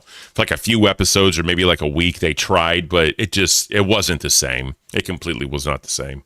Hugs and Joe's good reunion you did on Cafe. I appreciate that. Thank you. Yeah, I definitely tried, man. Definitely tried to have a good episode with Tommy C and Batgirl. You're so Phil- mistaken. You have known Phil- nothing about me then, dude. Well, let's ask this, Phil. And this is just my morbid curiosity. If there was an opportunity for you, Phil, to do something physical, box, whatever, I don't know, whatever it may be, that was a kind of a YouTuber versus YouTuber opportunity. Would you be He already has his answer ready, bro. open to that? Open No. to anything like that? Wouldn't do it. No. That's not what I'm about. I'm on the internet to share my passion for games, to have a cool social interaction with this, my viewers, my fans, whatever you want to call them. I'm not here to make a mockery of myself or do a publicity stunt. I don't do that kind of stuff. People will say I do, whatever. It's your perspective. From my perspective, I just want to be in my lane with my viewers, doing a good, fun stuff. I have no aspirations of grandeur or anything like that. I don't want to blow up because I did a Grandeur. I can't. internet boxing match with someone. It's so stupid to me. Th- Immature, that's fine, honestly. Phil. If I could finish why I'm frustrated and explaining myself, Continue. because look, this all started with me retiring and you having a bad opinion on me, and then us having that metaphor of you being on level 1. Like I really did retire like a year ago. I pretty much did retire. Now Not anymore. This motherfucker ain't retired at all, bro. I'm doing DLC, but I'm not paying for the DLC. The DLC is paying me. And I'm doing more and more and more and more stuff in this space because I just love it so much. And it comes from a place of you absolutely loving what you do and loving these video games. You know who else likes video games? Wings and Boogie. You don't think the three of you on a podcast would be a good thing? You guys talking about games, giving your opinions, talking about current events and whatnot. You don't think that's a positive thing? Keem, I just said right here on the show, I would love to do a show with those guys. I'm friendly with them behind the scenes. I have conversations. But not with Keem involved. And again, like I said before, he actually reached out to them after this all happened, and it fell through, obviously, because they're they're not going to do shit without Keem. They already agreed. Wings has said numerous times, anytime he's worked with Keem, he's made him money. So obviously they're like, yeah, if I do this shit with just DSP, it ain't going to work, right? It'll get the immediate views in the beginning, but I think people would honestly get bored. I surely do. So when I couldn't get a hold of you and I called you multiple times, it wasn't once and you ignored, it was multiple times. I kept calling, I kept DMing you and you said, oh, I'm streaming now and A couple weeks went by. By the way, that's false what he's saying, but I'll let him keep going. It's fine. Whatever. Believe it as fact, you know. No. We want to hear your perspective. That's what we're doing here. Did he not call you multiple times? He called me at least once, maybe twice, but I think it was just once. It could have been twice. The amount of times that you've said during this interview that you don't really remember is shocking. Because I don't document this stuff. Why do I care? But how can you say with such certainty that it wasn't you or that he didn't call or that all these things if constantly I'm just calling it out. Or, you know, I'm not trying to come at you, but that, I've just noticed that a lot. So now That's you fine. say actually he called maybe twice. Could it have been 3 times? Could it have been 4 times? It definitely you wasn't didn't even 3 or notice. 4. It was 1 or 2. How do I know? 3 or 4. I'm just, you know. Well, I specifically remember when he called me during a stream, and I'm like, who's calling me? And then when I went on a break, I opened my phone. I'm like, this must be him because I don't have his phone number. I'm assuming this must be him because of, you know, you get locations tied to phone numbers or whatever. And I'm like, why is he calling me when I gave him these specific times to call me? He's calling. Yeah, it's, you know, DSP's like, you're going to bend the knee to me if you're going to contact me, right? He's like, you're coming to me. I'm not coming to you. So obviously DSP's going to be on his high horse about this. But he just continues, and yeah, I mean, it is what it is. Me when I said I was busy. But Why even would you then, do that? Phil, you may be busy, but there's a call worth potentially 50 grand plus more on the backside of this that could take 10 minutes. I mean, Change your life. and once again, your true fans will understand. Look, I had to get on a phone call. This is a really important business call. I appreciate you guys. And you know what? They're going to stay there with you. They're going to stay there watching That's facts. because they want to I know think what's that's true. happening. They want to know more about this. Like the idea of not taking a call just because you're streaming, like your fans will understand that, man. No, and again, I didn't even know that was him. I didn't have his number. You know, I'm checking after the fact during a break or whatever. But the fact that this guy can't call me when I'm giving him the times to call was baffling to me. So first, he won't. The true interaction here, I had to DM him. He wouldn't contact me. I had to DM him. He would not talk further in the DM about what this was until I demanded it. I'm like, dude, just tell me what you're talking about to see if I'm interested. I don't want to get on a call unless you just say, what if he had said something I'm totally not interested in at all? I would say, no, we're not even bothering with it. He wouldn't. I had to like pull strings to get him to even. DSP wants everything in writing. That's why I refuse to get on phone calls. He wants everything in fucking writing or recorded, so that way he has his little fucking evidence and shit. Say, okay, I want you to be like a host on a show. And then he wouldn't even talk any further. He demanded a phone call. I give him my number. I give him the specific times to call. He calls the wrong times. Well, right? I mean, Guys, according to what I hear from Keem, hold on, I just want to say this real quick. According to what I'm hearing from Keem, he was going to put up $150,000 to do a show with 3 guys. Like, that's a risk. That's him investing a lot of his income to try to help these guys, for including yourself. And I think a phone call, wanting to do it over a phone call, is like that's nothing in comparison to what he's trying to do. All right, I just need to say that, Keem. And Phil, listen. Do you now want to that know we're- why I don't like the phone call idea? Why I wanted it in writing? Would you like to know? In just a Why? second, Keep, sorry, go ahead. Phil, now that we're talking about this and we're communicating for the first time back and forth, all right, I can tell just by how you're reacting and what you're saying back to me that you actually understand that this was a great opportunity. And that's why we needed to be on the phone, is so we could actually communicate. We could hear each other's voice. We could talk this thing out. You can ask me questions. The text conversation, the emails back and forth, all right? That's not like really how business gets done. That's how contracts get done. That's how managers communicate back and forth and do deals. But like when we're at the very beginning of an idea and we're trying to figure out what we're going to do with this business, it has to be like real communication back and forth in a phone call, like it is right now. I mean, Keem's right on that one. Like, you never fucking, if you're talking about like this much money on a deal and all this shit, no one wants to constantly text back and forth because people got shit to do. I mean, if you're busy as shit, you allocate 5 minutes 10 minutes for a phone call. You know what I mean? How much more communication is there going to be on a 5-minute phone call than a 5-minute text thread, right? And plus, nothing against Keem is dyslexic, so he doesn't read right. I'm sure it's not as bad as he makes it sound like online, but it's probably easier for him to just talk on the phone, right? Because it's just easier for anybody to talk on a phone than text thread. You know what I mean? Especially as far as being like time constraints or whatever the fuck. Mm-hmm. So that's why it was so important for me to get on the phone with you. Okay. Do you agree Does that or make sense? disagree? Does it make sense to you, Phil? What I was going to say was Sure. the reason I wanted it in writing was very simple. All right. Again, you have to understand, Keem, you have a lot of stuff that's said about you on the internet. You know that. We've agreed to that. But Right? so do you. I'm so Correct. sick of hearing that from But you. what But It's so frustrating if I'm when you going to say deal that. with this guy, if I'm going I'm to deal with with this guy, I want our conversation in writing. Because what's to stop me from getting on the phone with Keem, having a conversation, and the next thing I know, he completely lies about what we just talked about to get drama on his content. Phil, that's like me going to Craig. Like, hell no. I hear all this shit about Phil. I don't want him to come up here and start fucking wanking it on the show live. You know what I mean? That's like me believing what is on the internet when I think this was actually it was a tough, but it was a good show, you know, and it was a chance for you to come clean and like really try to tackle some of the shit that's out there. But it's like you're using the same kind of shit that people have been using against you, but you're using it against Keemstar. It doesn't make any sense. I don't listen. I don't trust the guy. You do I just hear, you don't. do see I don't it, right? trust him. I do not trust Caint. But once You again, don't know me. We've never Right. even talked. How do you not trust the man when you're getting your information from the internet? The internet is not a real place. I can tell you this. I do business with the biggest content creators on this entire planet. All right. I don't just run a show called Drama Alert. I develop video games. I represent YouTubers. I get them brand deals. One of my companies represents the biggest streamer on the planet. I have a long business history with FaZe, Mr.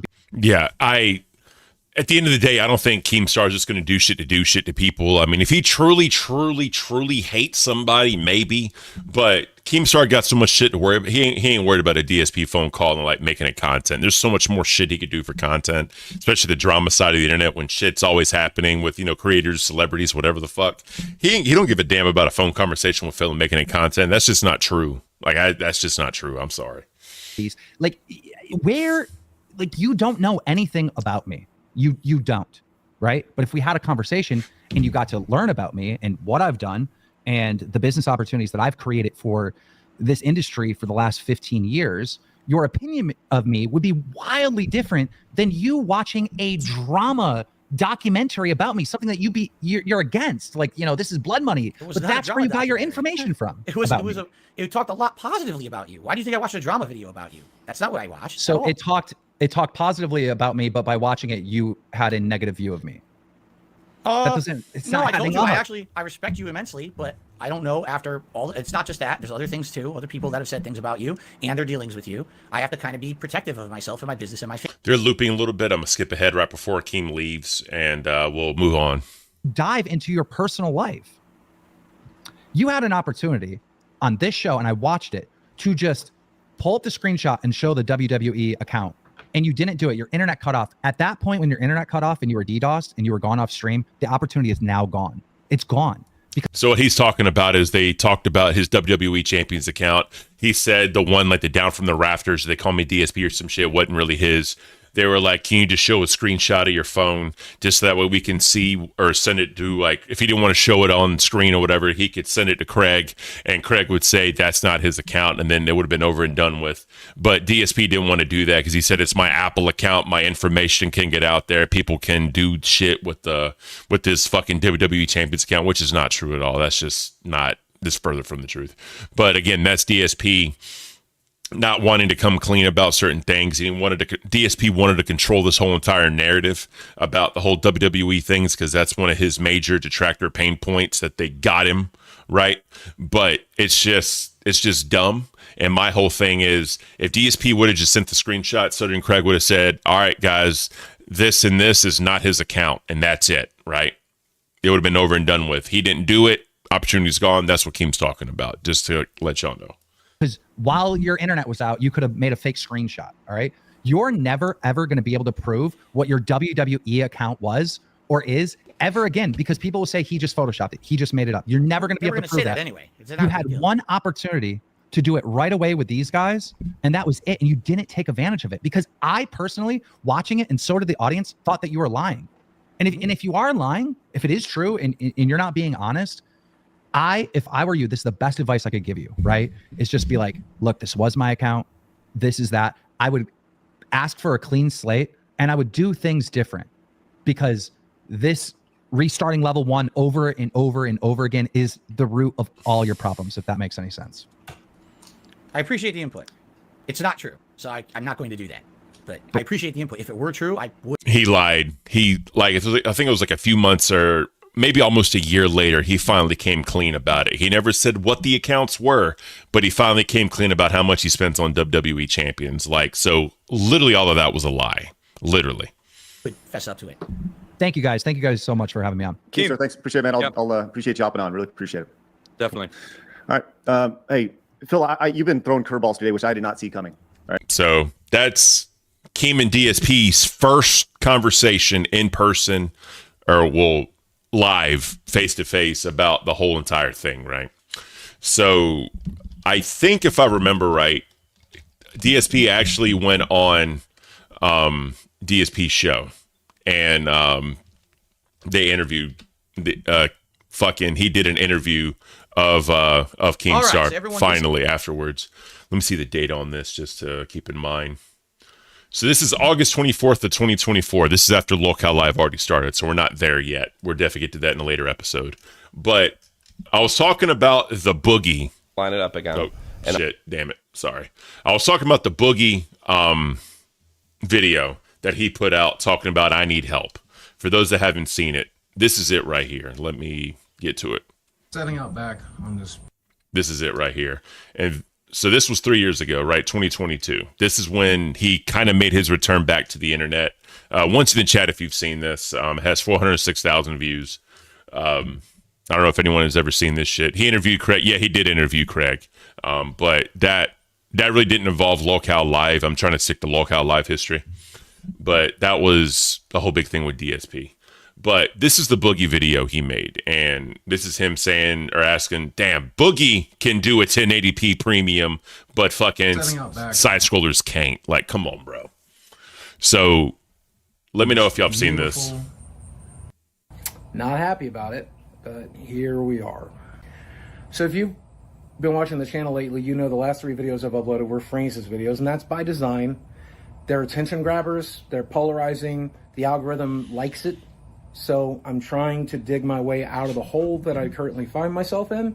Yeah, so this was around when I think like a little after he lost all his money in crypto, just a little bit after, I think like a year. I mean, the grand scheme of things, a year isn't that long of a time.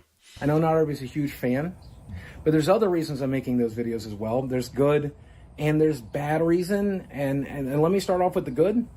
The good news is if you followed me for any amount of time, back in 2019, you'll know I had a nervous breakdown. And I had to take a huge break from this job. And I still did the bare minimum. I was on Twitter too much, but I only made like 1 YouTube video a week or every 2 weeks. I only live streamed like once a month, and it's because I needed a break from this for the first time in like a decade. Yeah, and you can see now he has his crash outs. Are they scripted? Are they fake? Are they embellished? Probably, because I mean, we all saw that one Locale Live episode when he was having to major the acts and all that shit, and they didn't know he was live. Boogie was like, "So how do you think the show went?" I think it went pretty good. Like he just stopped immediately. All that just stopped, and he was normal Steven, right? So yeah, but let's continue. And I was hoping that when I came back last March, my audience would be there for me, and so many of you are. I'm so grateful. So many of you are watching the videos, you're watching them to the end, you're dropping a like, you're sharing them with friends, you're commenting, you subscribe, you're doing all the YouTube stuff, and it means the world to me. And I know I'm in a position where mentally and physically, I'm ready to make this type of content again, spiritually, mentally, physically, every possible way. I'm excited to make it. I'm enjoying writing for the character again. I'm enjoying acting it out. This is master manipulation, bro. And this is old clean face Boogie, bro. No liar tattoo. Old clean face. I'm plotting things out with my friends. I'm looking forward to making a huge Halloween video, a huge Thanksgiving video, a huge Christmas video. None of that ever happened. I feel good. And I'm excited to do it again. The bad reason is I'm finally in a position where I have to get back to work. And I'm not making any excuses here. You know I spent a tremendous amount of money on dumb things. But the biggest issue is that I had a nice big nest egg. I took some financial advice from a friend, and I'm not pointing fingers necessarily. I took the advice, but I put my money in the crypto market in the wrong. This is the whole McJuggernuggets, and I think it was Ethereum or some shit. That's what I think. I think it was the McJuggernuggets thing. I think it was Ethereum. I think it was. Section, and I pretty much lost most of everything. That sucks. That really sucks. It is what it is, though. I mean, like, I've come to terms with it. But I need to get back to work. I have some savings, but they're going quickly. And if I don't start live streaming and making content and getting ad revenue and stuff again, I'm going to lose everything. And I definitely do not want to do that. So that's why I'm asking for your help today. And it's as simple as two groups of people here I want to talk to. The first of which is fans who just like the content. If you click on videos you like and you watch them to the end and you drop a like and you leave a comment and you share it with friends and you click the notifications, you do the YouTube stuff, you're doing plenty.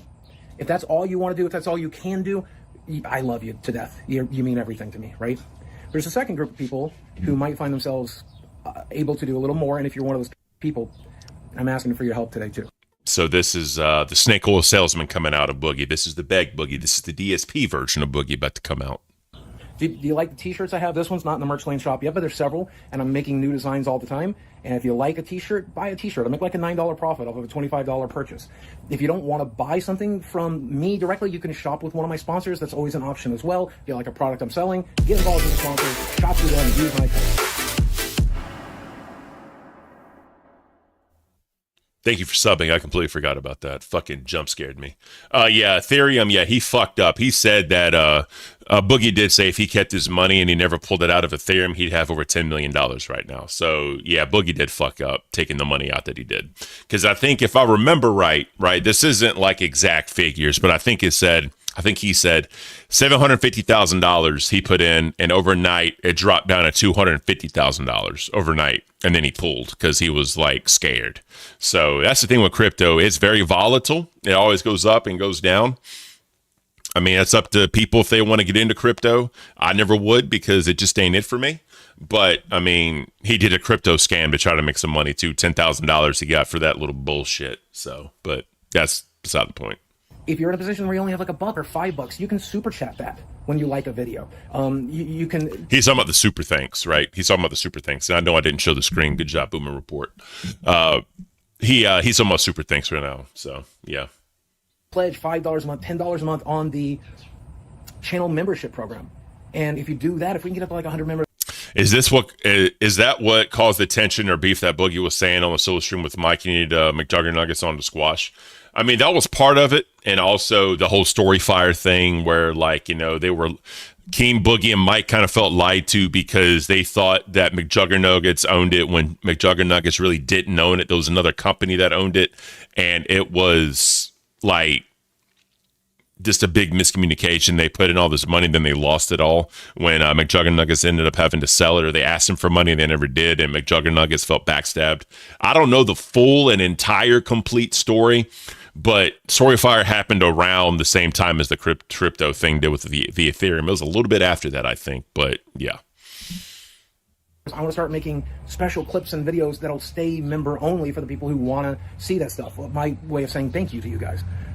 If you watch my live streams and you want to donate, throw bits at me, subscribe there. That's obviously also an option. I've never really pressed my Patreon or press channel memberships, but I kind of have to now. That's a scary position to be in. And the biggest issue I think I'm facing is that YouTube is starting to take my old videos out of rotation. The Francis flip the table, the Francis Mountain Dew video, the dramatic fat guy splash. Those videos made next to no money because they were short and because they didn't get a lot of ad revenue and they were demonetized or limited ads. Now they're making no money because they're literally not getting views anymore. Yeah, so he's trying to go back to the whole Francis thing, which personally I think Francis ended up getting played out. I didn't know shit about Boogie, and I know there was the whole Francis character, and I watched some of his old shit once I figured out who he was. And I mean, I could see that being funny, but like, how long can you really do that type of character? You know what I mean? I just don't understand really how long doing that would be feasible. Like just a person freaking out, right? I never saw that. Hyde, what up, bro? Appreciate you being here. Which is fine. I mean, I get it. You know, YouTube has to update. It just kind of puts me in a bad position and puts me in the position of making this video. So what do you get for your money? Here's what I'm going to try to do. I can't promise any weight loss stuff because you guys know. You guys know. That's not a thing I'm... This was before Ozempic. Know that I can do for you. But I can promise you Francis videos... And before Desi. ...throughout the holidays. I can promise you quality t-shirts and quality sponsorships. I can offer you rambling videos. I can offer you private videos in the membership section and interaction there. I can offer you whatever you want. I literally, tell me what you guys want in the comment section. I will work on it. I will do it. I'll try to make it happen. I'm not wanting just free money for no reason. You tell me what you want me to do, and I'll try to make it do. I'll try to make it happen. So I'm going to go back to writing and filming Francis sketches right now. Literally, I have therapy. But then after therapy, I'm working on a few ideas. And I just appreciate you hearing me out. If you made it all the way to the end of this video, even if you don't have a dime to give, you're making my dreams come true already. You're keeping me safe, and I appreciate you. Guys, as always, thanks for watching. I love you very much, and I'll speak with you again soon. Wow, that was an uncomfortable video to make. That was uncomfortable to watch.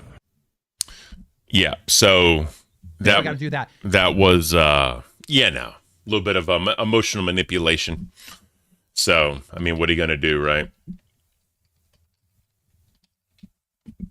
I don't fucking know, bro. It's just fucking dumb.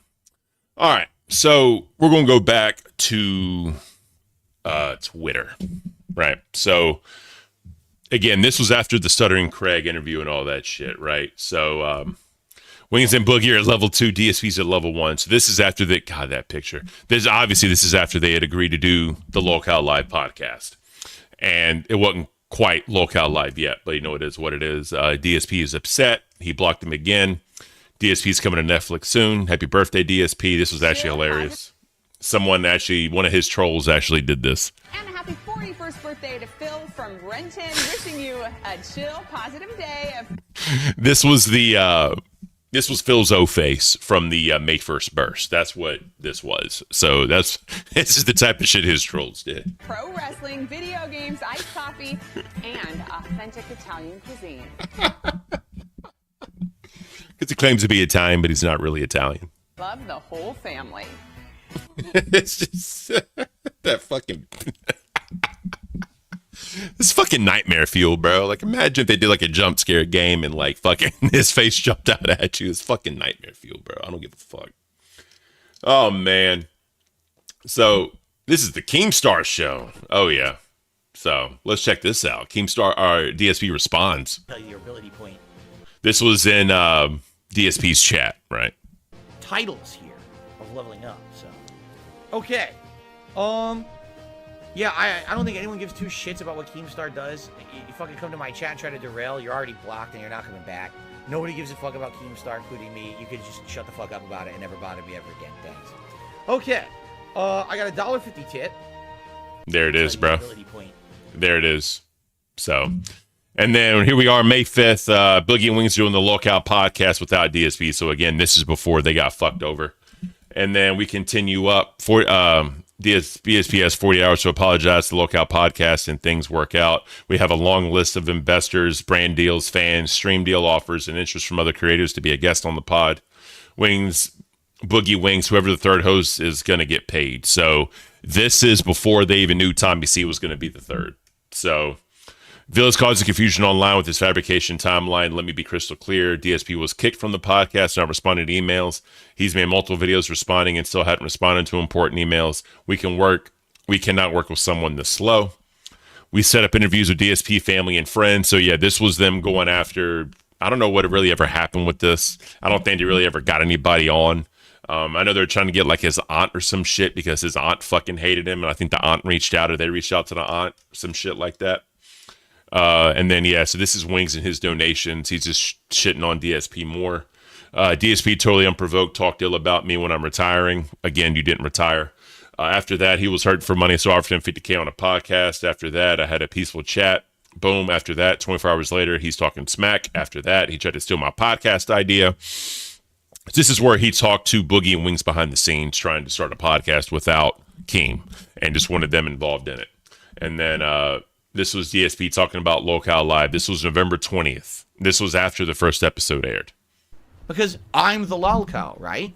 With the Lolcow podcast. Okay? That's what people want to be involved in, to literally just be a bullying group. I mean, it should really be called We Bully People Podcast. That's all it is. The bullying podcast. We just bully people all day like it's a fucking schoolyard of people beating down on people. That's what the show is. Right?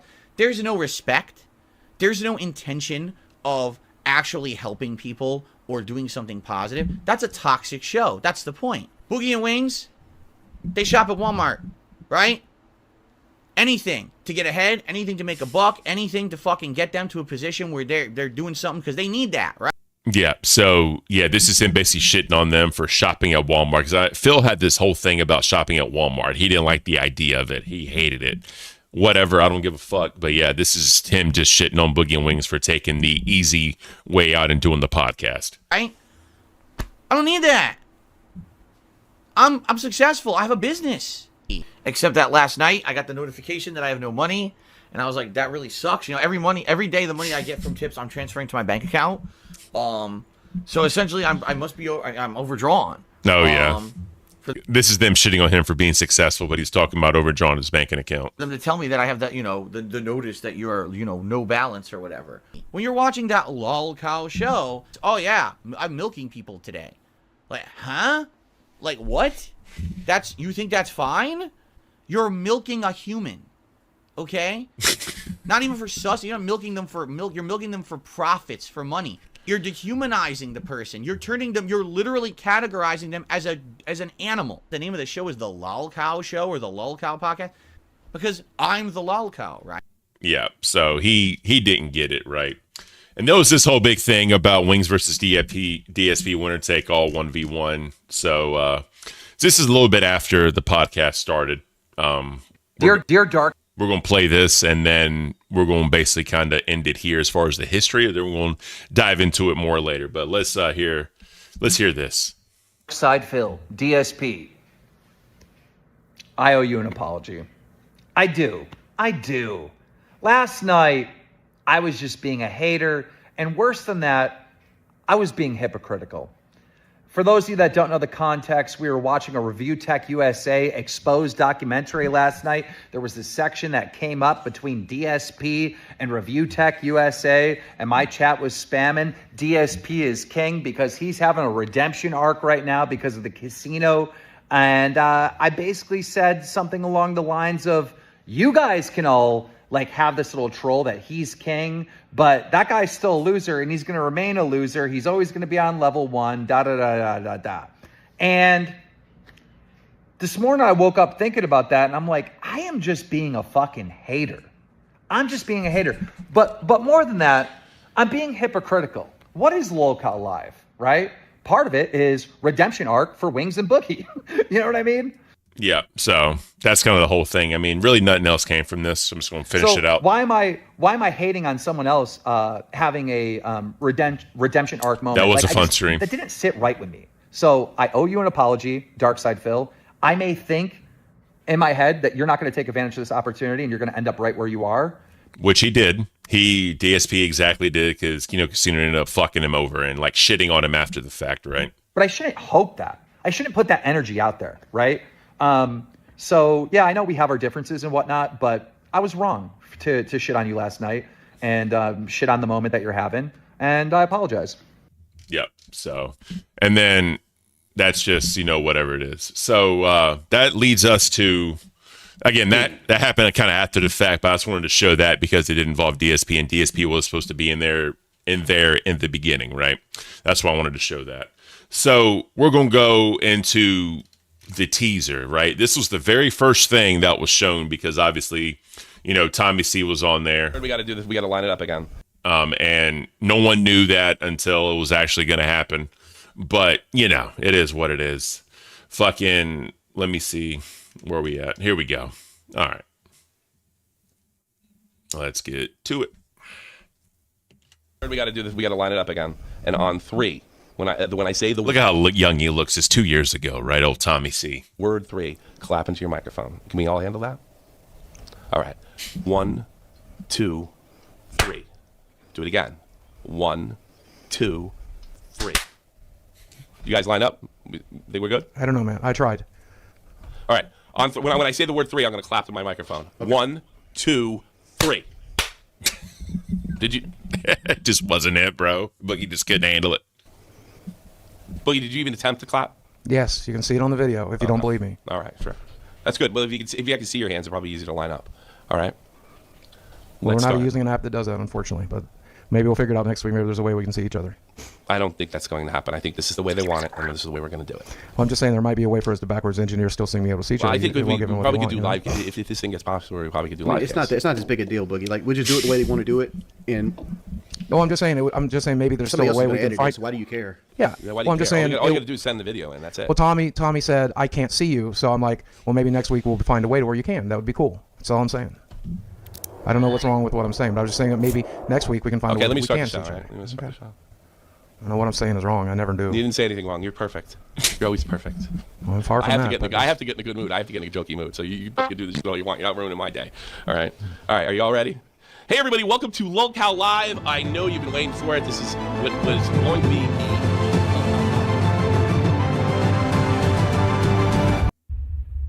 So that is how it all came to be. That's how Locale Live first started.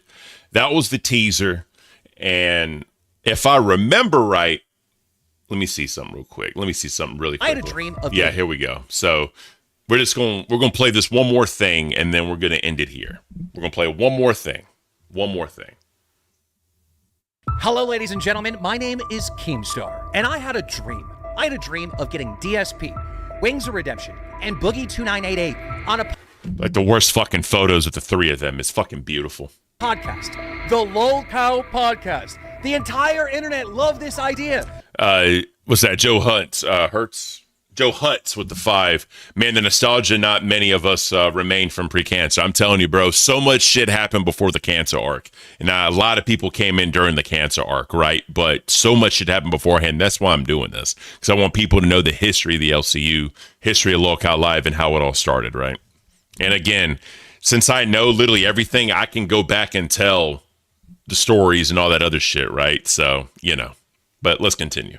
Except for there was a huge problem. DSP, roll it. I have no idea what he's speaking of.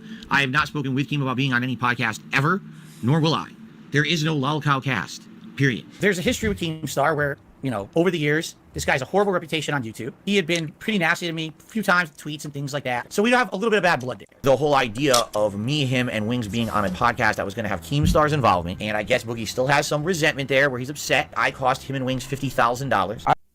I'd rather be miserable. I'd rather stand in the corner and cry all over myself for a living, which also cost me a $50K payday, which also cost Wings a $50K payday. So he screwed everybody over. I don't like Keemstar. I don't like the content he puts out, nor do I like what he stands for as a person. I think that he's kind of a despicable person. I would never do business with this man. I would never work with Keemstar. So it didn't look like the show was ever going to happen. However, I found out that behind the scenes, DSP and his buddy were working with Wings of Redemption and Boogie to do this show without me. We had been Yep, exactly. That's what I was talking about. Keem found that out. discussions behind the scenes about possibly starting our own podcast, Boogie, Wings, and me, okay? Here's the truth of the matter from my perspective. I have been talking to Boogie about this, last year, saying, I don't want to do anything with Keem, but if you want to do something with me, just you and me, we could have a conversation. We could do our own show. We could just interview each other just for the benefit Stealing the idea, basically. That's literally what was happening. of each other's channels, whatever you would want to do. So I called Boogie. I called Wings. We immediately kicked DSP off the show, but we needed a replacement. That's why we grabbed the legendary Tommy C. Roll it. Yourself, you're a fucking liar, you're a piece of shit, you're not a journalist, you don't give it, you're a clout chasing just another YouTuber, you're no different than anybody else, you don't give a rat's ass, and you can suck my... So everything was set, except for in our Lolcow podcast group chat, there was a random person that nobody seemed to know. He came from DSP, and this guy went and created all the Lolcow podcast socials, and none of us had access to it. Yep, and that's literally what led to the name being changed, because that dude ended up fucking them over. Keem has no idea who the this guy is, and he's been producing the show for 3 months. Pretty much. That's Nicholas DiOrio. So we kicked that guy out. We made a new group. We made socials across the internet called Lolcow Live, and we have our cows, Tommy C, Wings of Redemption, Boogie 2988, but we also have our farmers. I wish this stayed. The farmers would have been beautiful. One episode ever happened to the farmers, but I think it would have been beautiful if they actually kept it. But the other three, I don't know what payment arrangement was made. I don't know if there was any type of arrangement made, but it was, for what it was pretty damn good. But let's get it going. Ladies and gentlemen, Muta, Some Ordinary Gamers, Turkey Tom, Nicholas DiOrio. They're the B team. We got the A team with the cows, the B team with the farmers. A team and B team. A circuit, B circuit. Am I right? Am I right? Just saying. This whole show is something that you have never seen before on a podcast, and it's finally happening. It's happening now. We got to do this. We got to line it up again. And on 3. Yep. That is it, guys. That is how it all started. Locale Live to the Locale Podcast. Let me know, bro. I don't know if people would really want to watch this series. I think it'd be interesting to do because no one's really ever done it. And like I said, I have all this knowledge in my brain and I could literally do the history of it because I don't know if people really care about the history or if that was really even like a thought to do it because when these videos come out like 2 weeks later, they're irrelevant, right? But the history is just so interesting and knowing what happened before and how it all, you know what I mean, kind of played up. made it pretty entertaining. You know what I mean? Made it pretty entertaining. So let me know what y'all think, bro. Let me know what y'all think. Let's Is there anything y'all want me to talk about? Because I think that pretty much wraps up. Because from a viewer perspective, as the shows went on, they had the little dramas, they had the little beefs. Tommy and fucking Boogie had a lot of fights. It was beautiful to fucking watch. It was so good to watch. I wish it kept going, right? But it is what it is. The other thing that does suck about this too is if you look at it, the very first live streams is literally all members only. So the first one that wasn't was literally, he said it was members only, but it was only for the chat. And it was when the RTU shit, and then we went straight into the Bitcoin or the crypto scam. That was a whole fucking thing. Denmark's been fired. Are you serious? They fired him? Jesus, man. That's fucked. That is fucked. Let me check that, bro. That's fucking wild. I didn't think they would, man. I thought I gave him pretty good advice. Like, I don't know. Ben Short to announce that Lisi is no longer the intern manager. Beautiful. Belushi is perma-banned. Awesome. It's, I don't know, bro. We'll have to see what happens. I'm pretty sure they'll talk about it on live. But, yeah, AICIWIDJ183. Local Life needs the OGs back. Yes, they do. They 100% need the OGs back. I wish I did come back because it was so much better. But the thing is, they tried it and it just didn't work out. Maybe they could do Tommy, Wings, and Boogie, but again, I don't think Wings would ever want to come back. But I think if Tommy was the wrangler for Boogie and Wings, I think it would fucking be solidified. I know Tommy. They talked to Tommy about possibly coming back, and he is entertaining the idea of it. But what's going to happen with that? No fucking idea. None at all. But that's basically that, guys. Hopefully you enjoyed a run down memory lane on how this whole fucking thing even came about. So what do we have live? Rain and Nuts. So I'm not going to fucking redirect you to either one of those. So I appreciate the super chats. I got 10,000 super chats, 2 new members. Appreciate you guys for that. Definitely appreciate it. And until next time, hope y'all have a beautiful rest of your day. I hope it's prosperous. Hopefully it's awesome. And we'll see you guys tomorrow. Till next time, everybody. Peace. In stream.